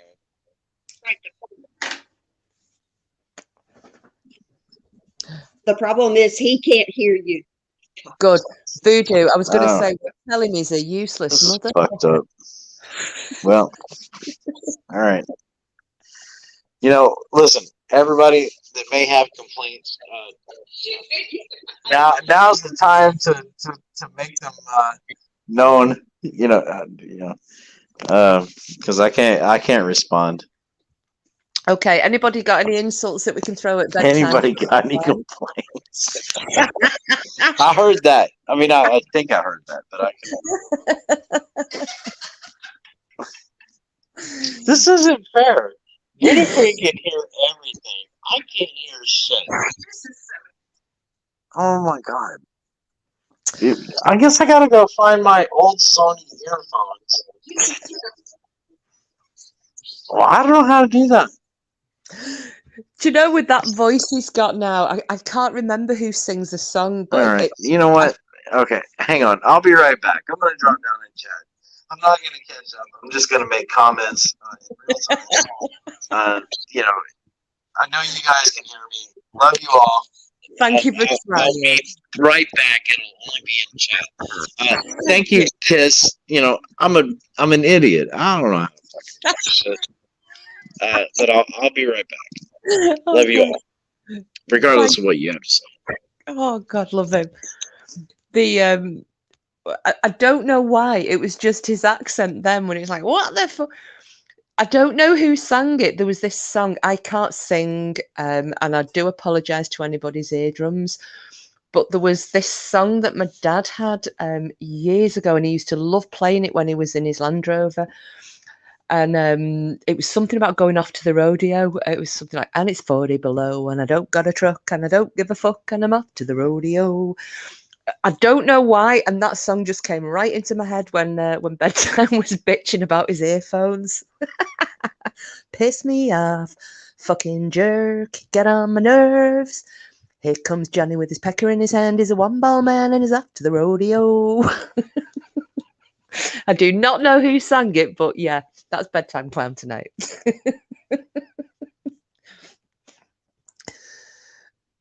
Well, if anybody who isn't a technophobe would like to come up on chat, let me know. I'm sorry, Bedtime. We love you. I've just got the mad ass giggles. Excuse me. Oh gosh, and the other one who Green Eyes will know of. Are you rolling? What am I singing, or the topic of song? Gary Lee. Yeah, is that who it was? It's just my dad used to play it, and we'd think it was really funny sitting in the back trying to sing that, piss me off, fucking jerk, get on me. Because if he'd have heard us, we'd have got a clout for it. So. And then there's the other person who I love with the hilarious songs, not politically correct by any stretch of the imagination, is the little Australian Kevin Bloody Wilson. So if any of you haven't heard his wonderful songs, have a listen to him. He has one called Hey Santa Claus, see you next Tuesday, which is great. And he's got another song that the first time I heard it, I laughed my arse off. It's called Over Before It Began. That's one for you to Google because, oh yeah, absolutely. Yes, he is the Dilly Gaff guy. And he's got, what's that other song as well? I can't remember the title. Do you fuck on first dates? Does your dad own a brewery? Can I feel your tits or would you show them to me? Yeah, I think it's, you've got a nice, oh God, is it, you've got something, is it a nice face? Oh, I can't remember, but anyway, yeah, there were songs. I'll tell you the other one that's that are really foul. If anybody has heard of them in here, I will keep my fingers crossed and hope it would be Green Eyes, the Mac Lads. You won't have heard them in any other country apart from in the UK. And they were absolutely vulgar as hell. Sweaty Betty. That's all I'm going to say, Green Eyes. Well, she wore big knickers and she worked on the sewage farm. I put my hand up her jeans and I nearly lost half me arm. After 10 pints, she looked quite thick. Couldn't wait to get me hands on a flabby tit. Sweaty Betty. Yes, that is. I am dreading playing this back because I am going to be cringing. That's the Matt Lads. They were always pissed and sang the most foul, misogynistic songs. But yeah, they used to make me laugh. There's a song called Turtle's Head as well, isn't there, where he's got a turtle's head hanging out of his bum.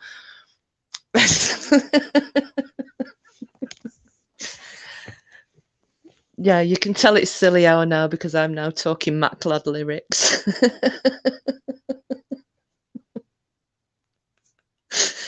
They're absolutely disgusting bedtime. So, yeah, Sweaty Betty.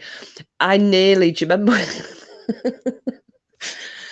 when we were having our bit of warfare with a certain channel and his head honcho that possibly worked at SeaWorld? Sweaty Betty was a song I very nearly posted for her. Instead, I put that other one, which was, I can't remember. Oh, Hey Fatty Bum Bum, wasn't it? But yeah, I very nearly posted Sweaty Betty. Country Wheeler Walker Jr. Oh, I've never heard that.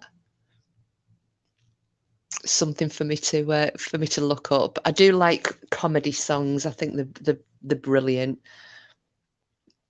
And the more offensive, the better, actually, because they will always make me laugh. I should actually ask one night. It's not naughty singing, but my chap has got. He has got an amazing voice, absolutely amazing voice, and I've got a recording of him singing. And I'd love to play it for you guys, but he probably wouldn't let me. So I might ask him tomorrow and say, if I don't reveal your identity, may I play you? And see what chat thinks. Oh yeah, Chubby Brown, the Back Scuttle song. Fuck you, bitch. Oh, I remember reading. I've not heard that one, Lady Witch. There was another one that was an American guy, and on the back of the Camel Toe song, he did one called Moose Knuckle. And I just remember somebody in the comments had put, I can't remember exactly verbatim, but they'd actually put Camel Toe has an ugly older sister, and then a load of dots, and they just put Moose Knuckle. Up to that point, I never ever heard that. It is deteriorating, and you know what? I love it.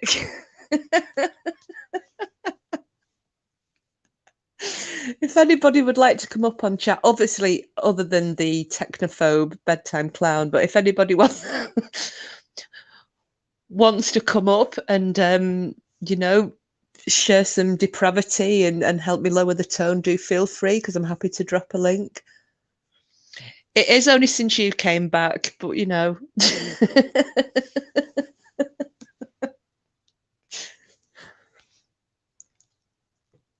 Oh gosh. I'm trying not to laugh. I've got a belly laugh coming on, and I'm really trying not to, because I'll blow all your eardrums out if I do it. I'm just thinking of all the worst songs. The is that my current ringtone is Yas? What's that? Oh no, that's fine, Green Eyes. I know you're trying to stock up. So what are you going to do about having no bog roll then? I mean, is this causing fights in the shopping aisles already?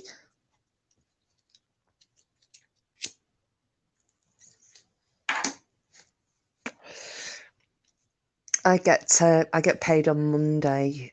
Hose pipe. Yeah, because I bet you can't even get baby wipes to wipe your arse on, can you?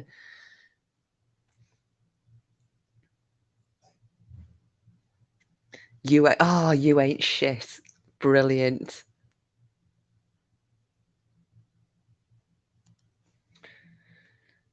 Yeah. And the sad thing is, in Australia, I bet you don't have dock leaves, do you? Because there used to be that what there was a bit of a poem, wasn't there? In days of old, when men were bold and paper wasn't invented, they wiped their arse on blades of grass, and this way they were quite contented. I did do that once. Oh God, wild camping years ago. Sorry, this is getting graphic and near the knuckle now, but obviously we were wild camping. There were no facilities, and it's basically use a hole in the ground. And I can't, all the toilet roll had got used, and I just remember being told, go over in the bushes, blah blah blah, get some dock leaves. Well, over here, as you may or may not know, but which plant grows with dock leaves? Yes, it's nettles. And guess what I grabbed with a fuck off big dock leaf? Was a couple of nettles. I will never make that mistake again. Ever. I swear to God, if a blind person had touched my arse, it would have been like reading Braille. I have nettle stings all round me, bloody rusty sheriff's badge. Was painful and not nice.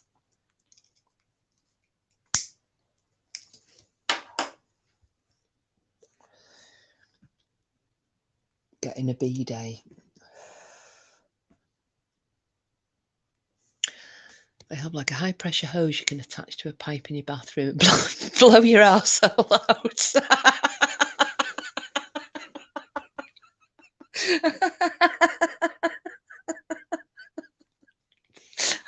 Oh God, don't.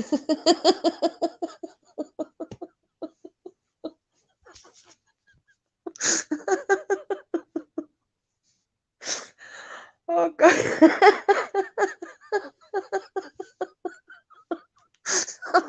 I'm sorry. That's really tickled me. Come out your mouth like a water fountain.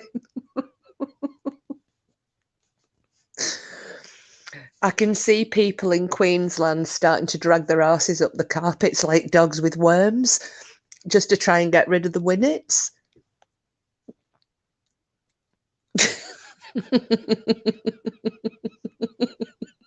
I bet it tickled you too, you dirty bitch.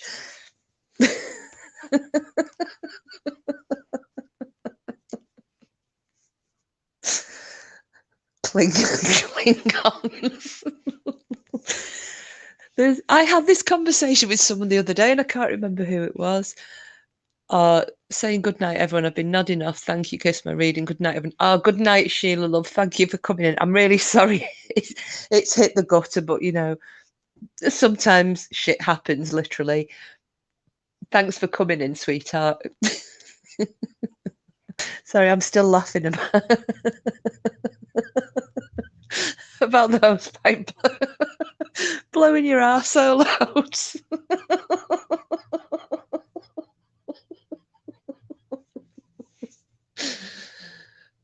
Oh, it's a new butter. Oh, bloody hell. Oh, I mean, first world problems, though, guys, you know. First world problems. Night shag. Is that an offer? Is that an offer to Voodoo?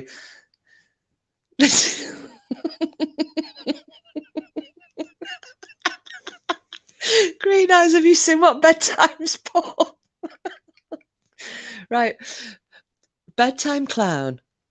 Oh, so it was a spelling error. I was just going to let you know. I thought you were telling everybody what you were up to, because over here a shag is a bit of jiggy. I thought you were just saying night shag, as in that's why you'd gone quiet. Sorry, Voodoo. Oh, has he deleted it, you coward? I can still see it on my screen.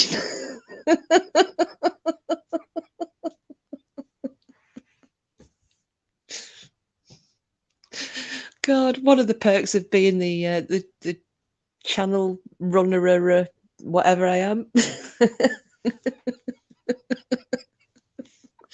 Oh gosh, this is getting bad. He would tell you and everybody.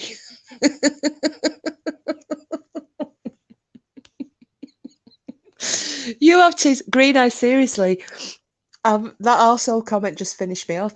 You know what I had visions of? Do you remember on The Nutty Professor, and they're all sat around the dinner table, and the mum didn't realise what a colonic irrigation was, you know, and the dad says, you know, go and stick in a hose pipe up your ass. Nobody's sticking no hose pipe up nobody's ass. And he said, what do you think a colonic was? Do you think you ran your arsehole by the car wash? And that's what I had visions of the minute you said that, blowing your arsehole out. Oh God, I've got to stop laughing. So, has anybody got any more ways to lower the tone even further? So we've talked about filthy songs, we've effed and jeffed, we've talked about blowing out people's arseholes and dragging bottoms up carpets to get rid of clinkers and winnets and Klingons. Tag nuts is the other word as well, and dingleberries. Wasn't that the name of somebody who was in Police Academy? Dingleberry or Dangleberry?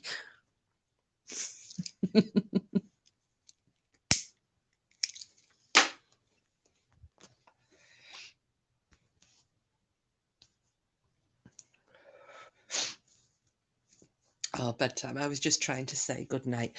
We know it was just very unfortunate that the typo happened to be a word that we use in England for a very private act between a man and his lady. You worked with a guy without saying it. What? Dingleberry?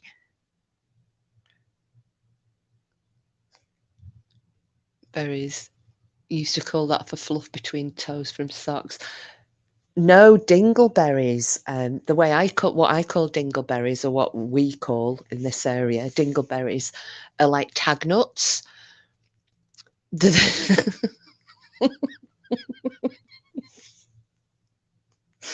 I'm not even going to go into that, but you all know what I'm talking about.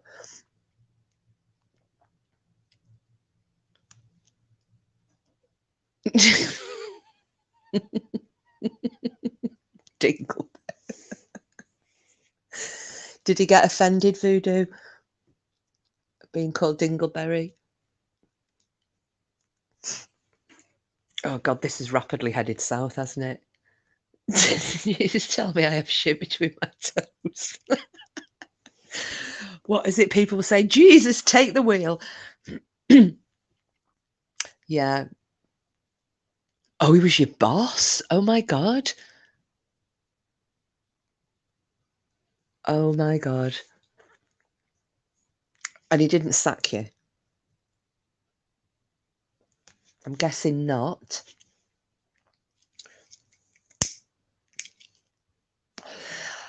I watched the other day. I'm going completely off tangent now, but I'm trying to stop myself laughing at the vulgarity, because you know I should be a lady.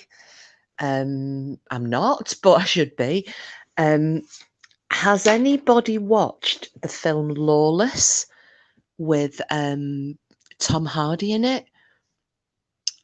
About the Bondurant brothers, who were the moonshiners?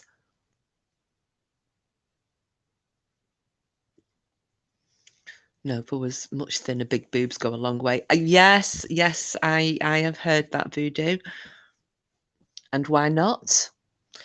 What's that phrase? God didn't give you maracas if he didn't want you to shake them. Yeah, that's the film. I just happened to watch it on Netflix. And it's a true story, or rather a dramatization of a true story. It was actually really good. So if anybody hasn't seen it, I can't. Oh God, I can't remember where it was set. Is it like somewhere like Kentucky or something? It was anyway. It was in America where they used to make all the moonshine, and back during Prohibition, and it was actually a really, really good film. Maracas gifted with bongos.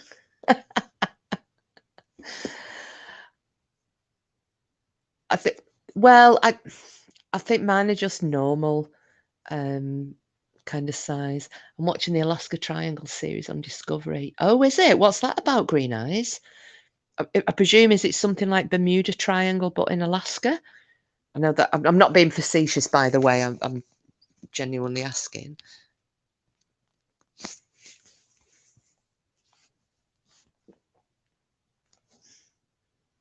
There are a lot of really good documentaries. Oh God Almighty! That's because I just read your dickwad. There are a lot of really good documentaries on at the moment, aren't there, guys? Pardon me. What was I watching earlier? So I watched that Lawless, and then UFO Bigfoot. Oh well, the 16,000 disappearances. Do you ever watch David Paulides Missing 411? I don't know if any of you, Clown, you'd probably be really into this. Wrong platform. What for dicks?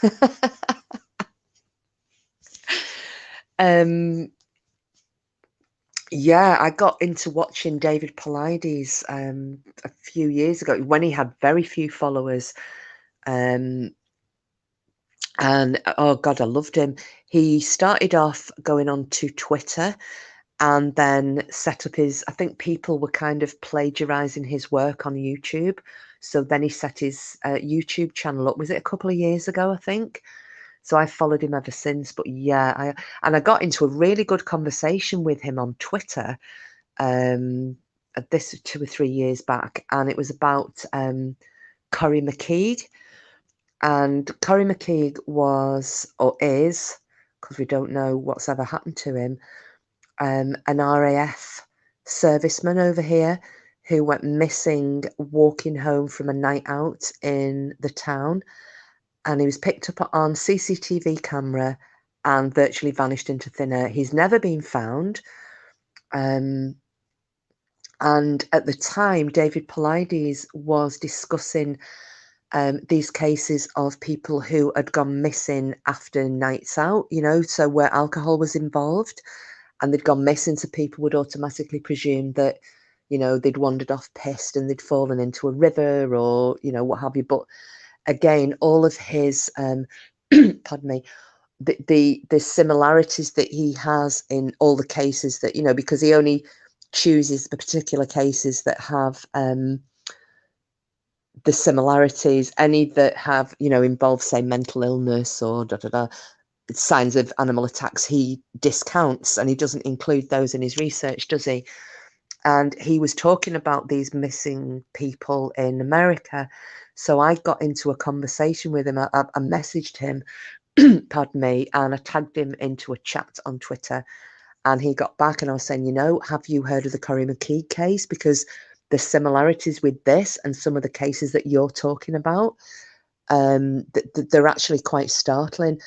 And I think from what I can remember, I don't want to misquote the guy, but I'm pretty sure that he said he was going researching some of these that had also happened in Australia. Yeah, Green Eyes, that's the one. They said that he had a habit of going to sleep in a bin when he was drunk, but I'm not buying that. You know, he was drunk, but he wasn't that drunk. You know, he walked into this little, basically a courtyard, and that was it. Never seen again. But the funny thing was, not funny, that's the wrong word to use, not funny, ha ha. The weird, strange thing was that it wasn't long prior to that, to him going missing, a week or two, maybe, it might have been a bit longer, that another serviceman, and I think this guy was RAF, was well, it was an attempted abduction as he was walking back to his base. I think again that had been a night out. Now that one was deemed to have been a potential abduction by terrorists. You know, I think they were of Middle Eastern persuasion. So I think initially when Corrie went missing, they thought it could have been an abduction, maybe for ransom, maybe execution, you know, potential they wanted to execute live on television because all the ISIS shit was going on at the time. And then realised, actually, no, that's not what happened. Nobody followed him into that courtyard and he's just vanished. So yeah, so that was like quite a good conversation that I had with David Paulides. I think the guy's really nice. You know, he's very approachable, really nice. And it was quite sad. Was it earlier this year he lost his son? I can't remember if it was this year or towards the end of last year. His son took his own life. I think he'd had a few issues. So yeah. Oh yeah, Mr. Mercury. Yeah, remember that. Do you think they could have been trafficked? I don't know. God, I hope not. I hope not. But you know, I mean, isn't that pot luck that the people that you potentially are just going to abduct a serviceman? You know, the young German lad who went missing in Byron Bay here, they tried to say he was drunk and fell off a cliff into the sea, but his phone was used as a Yeah, I know. And it's also like, you know, the Manchester pusher. They reckon that there's they're calling this serial killer the Manchester pusher, and it's not as in a drug pusher. This is, they reckon that there's somebody who is pushing drunken young men into the canals around the centre of Manchester. But one of these young men, and I hope I don't do his family a disservice in trying to repeat this, and hopefully I don't get it wrong. One young man attempted to make a telephone call to his family in the early hours of the morning, and the phone call that they've got, they have the recording, and it's horrific. You can hear the guy screaming like in abject terror that he has seen. We're not talking somebody attacking him, somebody just walking up and jumping him. This young lad, I think he was, I don't know, under 20. I think he was a university student, screaming in absolute terror at something, and then the phone cut off and he was found in the canal. Now, I always wondered what could have been so horrific to get. And I heard that recording, and it's not pleasant to hear. It isn't the sound of somebody being tortured or anything. It is the sound of somebody pissed, talking to his parents, and then he has seen something that has caused such terror. That screaming, I will never forget that till the day I die. It was terror. And I think, what could have caused that? What has that guy seen? You know, it makes me, I mean, I don't know. Is it like the David Paulides cases? You know, is it something supernatural? Is it something otherworldly? It's fascinating. I mean, some of those cases of children that have gone missing in the national parks, and you know, there was one little boy, he was 2 or 3 years old, and he was found up a mountain that he could never have got there, and especially not in the space of time that it would have taken. And like he said, you know, when children go missing, say up a mountain, they head down, they don't go up. they had, maybe that's part of, instinct in very young children, but they will head down a hill. They never go to the top. What's this? There were terrible cases in Adelaide in 1970, sex ring, and they were tortured to death. Cops know who they were, but they were allegedly politicians and judges, so never arrested and records sealed. Oh, that's shocking. And that's like what went on over here as well. Don't forget, it was that the 70s and 80s and involved quite a lot of high-ranking politicians and celebrities. With, I think it was a guest house, wasn't it, where these young boys were being taken. There's some real filth on this planet that, people like that. I'll try to contain my words and not say anything that I shouldn't. Oh, so there's a book about it. Yeah, it's remember David Paulides saying it's very intelligent people, children and people with disabilities who seem to disappear most. They do, Mrs. Mercury. And the other one as well, do you remember him saying that there were oftentimes that there would be a Germanic link there somewhere? In the surnames or the families would have some Germanic link, which I found quite disturbing as well. It's like that. See, that's why I would need a delay on panel. I would blurt shit out by mistake. Yeah. Oh, I've done it before. I'm just trying to. Obviously, I don't want to get my channel struck before it's even got off the road. I'd lose all my videos of my babies. There was that little boy as well, wasn't there, Mrs. Mercury? Was his name? Was it Dior Kuntz? And his family, again, getting, people casting suspicion on them, and he just and casting suspicion on the grandfather and the grandfather's like odd as fuck weird mate. But that little boy's just vanished, and in the space of time that it took for, he walked down a little path that was only yards long and just vanished. And yeah, I agree that the grandfather's friend was a bit of an odd duck. I think the grandfather was a bit weird myself too, but as weird or odd as they might be, they didn't have any time to do anything with that little boy in the minute or so it took for him to leave his parents' sight and go down this path. So where did he go to? And I've heard some really strange stories as well. Lady Witch may have heard of these, with people saying that, in the these national parks, some of these national park rangers actually seeing really strange things, such as say walking along pathways and seeing kind of a sheet of something shimmering in front of them, and one of these park employees put his hand out, and his hand kind of disappeared into this shimmering sheet, really, that was across the pathway, and he very slowly extracted his hand and walked back in the direction he'd come from. And I think he'd only managed to spot that by chance just before he walked through it. And then you think, is this what's happened? Is one of these, could it be something going through into another dimension or other world? I don't know. So you hear stories about that. And I heard something, I don't know how true it was, about staircases appearing in the forests. Yeah, I don't know. Was it a government experiment? Could it have been, a lot of people again say aliens. I'm not fully sold on the whole alien thing, but, I don't know if they exist or not.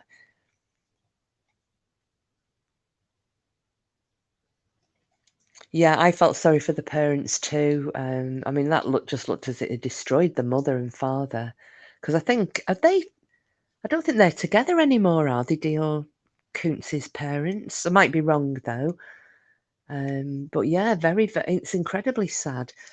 But one of my friends went over to America probably 4 or 5 years ago, and this was before. I think it was before. It might have been longer actually. It was before I had got into listening to David Paulides, and she, her and her husband and a little boy had gone over to America, and they'd hired a camper van, and they'd gone touring, and we were in a meeting after she'd come back, and she was showing us all the photographs and whatnot, and she said, you know, we stayed in, I can't remember which national park it was, and she said, there are boards as you're going into the national parks with pictures on and things of all the people who have gone missing. And she went, there are hundreds and hundreds and hundreds of them. And I was like, wow, really? And then not long after that, I started listening to David Paulides, and I mentioned it to her, and I said, you know what? This is a bit of a national thing, you know. It's not just isolated incidents. There is a guy looking into it, and she then started to look into it. And I also thought it was really funny if you ever heard about him when he was asking the, I don't know what they call, the Parks Authority or what have you, for data on people who have gone missing. And as a normal member of the public, you would be charged X amount of money. And as an author, a published author, you would be charged less. And they were basically trying to fleece him. And I'm sure he said it would have cost him like $1 million to get the information that he actually was entitled to receive at a fraction of the cost. So, you know, somebody didn't want him to have this information.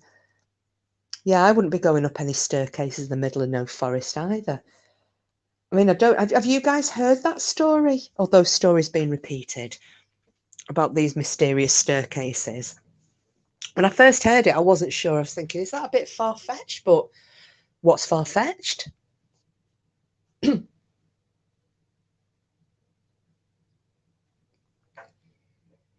Like, you know, Bigfoot, I do believe in Bigfoot. You know, have they got something to do with it? There was a story that came out of Russia quite a while ago that I found interesting. It was, I think it was going back to, gosh, I don't know. I'm gonna say the 50s. I might be wrong. It could have been more recent, but I'm gonna go with the 50s just for the sake of argument. And they had, these Russian soldiers had, there'd been reports of a Yeti or what have you. Local villagers were saying, excuse me, local villagers were saying that this, you know, there was a Yeti and they were scared and da da da. So off they all went, and they tracked this creature to a cave in a remote area, and I think that was in the Ural mountain area, similar area to the Dyatlov, where the Dyatlov Pass incident had occurred. And basically they approached the entrance to the cave, and they're making a lot of noise, and they can hear all this chunnering and whatever coming out of it. And the next minute, this hairy beast came charging out of the cave, and they shot him. You know, they all obviously panic and bang, bang, bang, and they shot this thing, and it fell on the floor. And the Russian soldiers were absolutely horrified to find that when they went to turn this huge hairy beast over, it was actually more like a Neanderthal man, you know, an ancient human who he wasn't a big hairy beast. He was actually covered in animal skins like bear skins and so on. They'd mistaken it for, you know, an animal hide, and it actually wasn't. And it makes you wonder, you know, especially the size of America, the size of Russia, Siberia, places like that. You know, could there be some ancient humans living there, tribes of ancient humans? Could that be what Bigfoot is? You know, it's just it's people thinking they are something that they're not. Because there was an experiment carried out on, it was a British television channel quite a while ago, when they were discussing the alien big cats that are apparently wandering around, you know, the Beast of Bodmin and the Beast of Exmoor and so on. And they were trying to gauge people's perceptions and their ability to relay information they have witnessed in a split second. So, because a lot of the time these sightings are split second, you know, a Bigfoot will run across the road, a big cat will shoot across in front of a car. And so they did these experiments with people, and they just got some random volunteers, and they were showing that when they gave them these flash images of whatever they were, you know, running across the path or passing them, and at distances that, you know, are very common for these creatures to be seen, they, okay, see in a minute, Green Eyes, they were showing that there was a lot of suggestion was playing into what these people reckon they were seeing. So, say, for example, if a Bigfoot were to, if I was in America on holiday, where obviously I've heard Bigfoot is, and some what looks like a creature to me darts out of the bushes, shoots across the path in front of me, it's upright, it's on two legs, it looks big and hairy, am I then going to fit my, you know, the vision of or relay what I have seen as something that is actually more than I've seen? You know, it could be a caveman wrapped up in furs, but because I know that Bigfoot is supposed to be 6 foot plus tall and big and hairy and huge shoulders and whatever else, and then that in my mind kind of changes what I've seen, you know. So do they look like monkeys? Maybe not. Could it just be an ancient type of human? Absolutely. Until one's caught. I hope nobody ever kills one, because there are certain states that have protected them now, aren't there? You know, they've protected or Bigfoot. It's classed as murder to protect Bigfoot if you kill Bigfoot. But I don't know. I can't remember which states they were. But I was like, yeah, you go you. I was thinking, was it somewhere like Washington, maybe?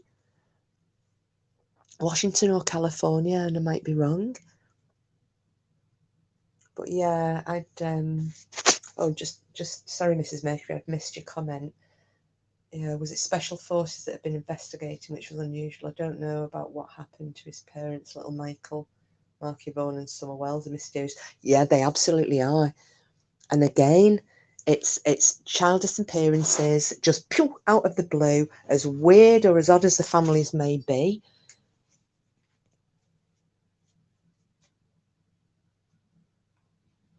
Oh, now what's that one, Mrs. Mercury? They do say that people come from inner Earth. I've not heard this.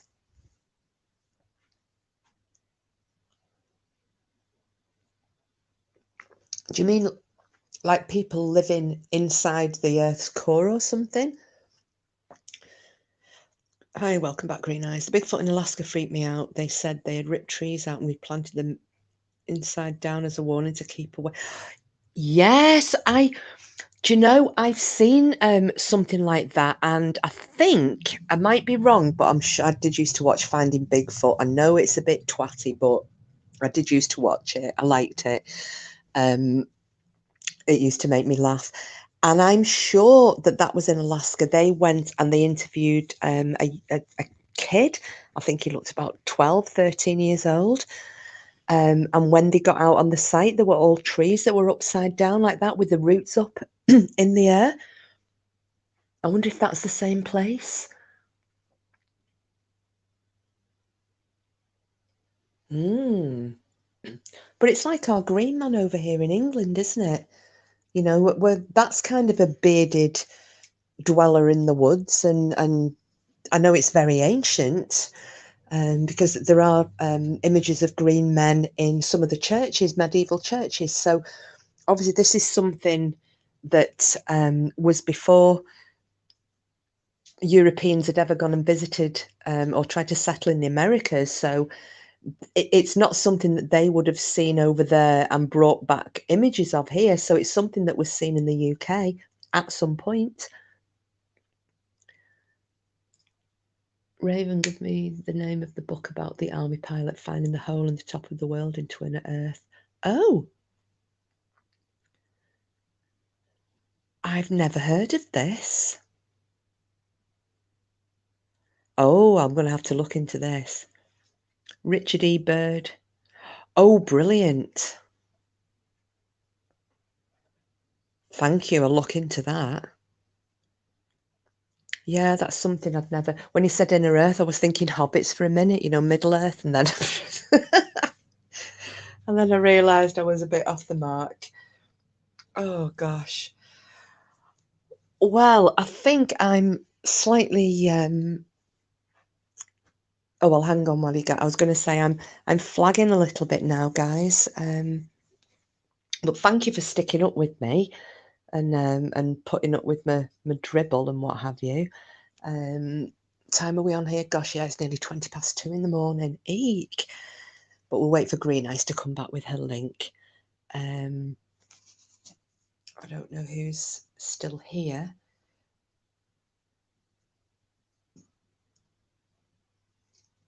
No, thanks for being here, Mrs. Mercury. I really appreciated it. Crazy, isn't it? I literally intended to come on for maybe half an hour. Oh, thanks, Voodoo. Good night, sweetheart. And thank you. Thank Bedtime if he's still around. And oh yeah, that's great, Green Eyes. Thank you if you drop it in the comments. Oh, thanks, Lady Witch. I was wondering if you were still here. Thank you so much, Mrs. Mercury, Green Eyes. I'll say Stella just in case she's still nodding off because I know she was listening while she went to sleep. Yeah, and thanks so much. Thank you everybody for putting up with me. And yeah, everybody take care. And we will see you all, or we'll see each other very, very soon. This, what's that? Oh, this has been a lot of fun. Yeah, I don't want to talk about them, Mrs. Mercury. Bollocks to... I know we had a little bit of a whinge mid, you know, about... But I don't want the drama. None of us want it, you know. If we want a bitch, yeah, absolutely fine. But, you know, there's far more interesting things to talk about on YouTube than other people's drama. Let them get on with it and enjoy it. We rise above. So thank you all so much, and good night. May the gods take care of you all, or God, or whichever you want to go for. And love you all, and I'll see you on the bright side. Take care, everybody. Sweet dreams.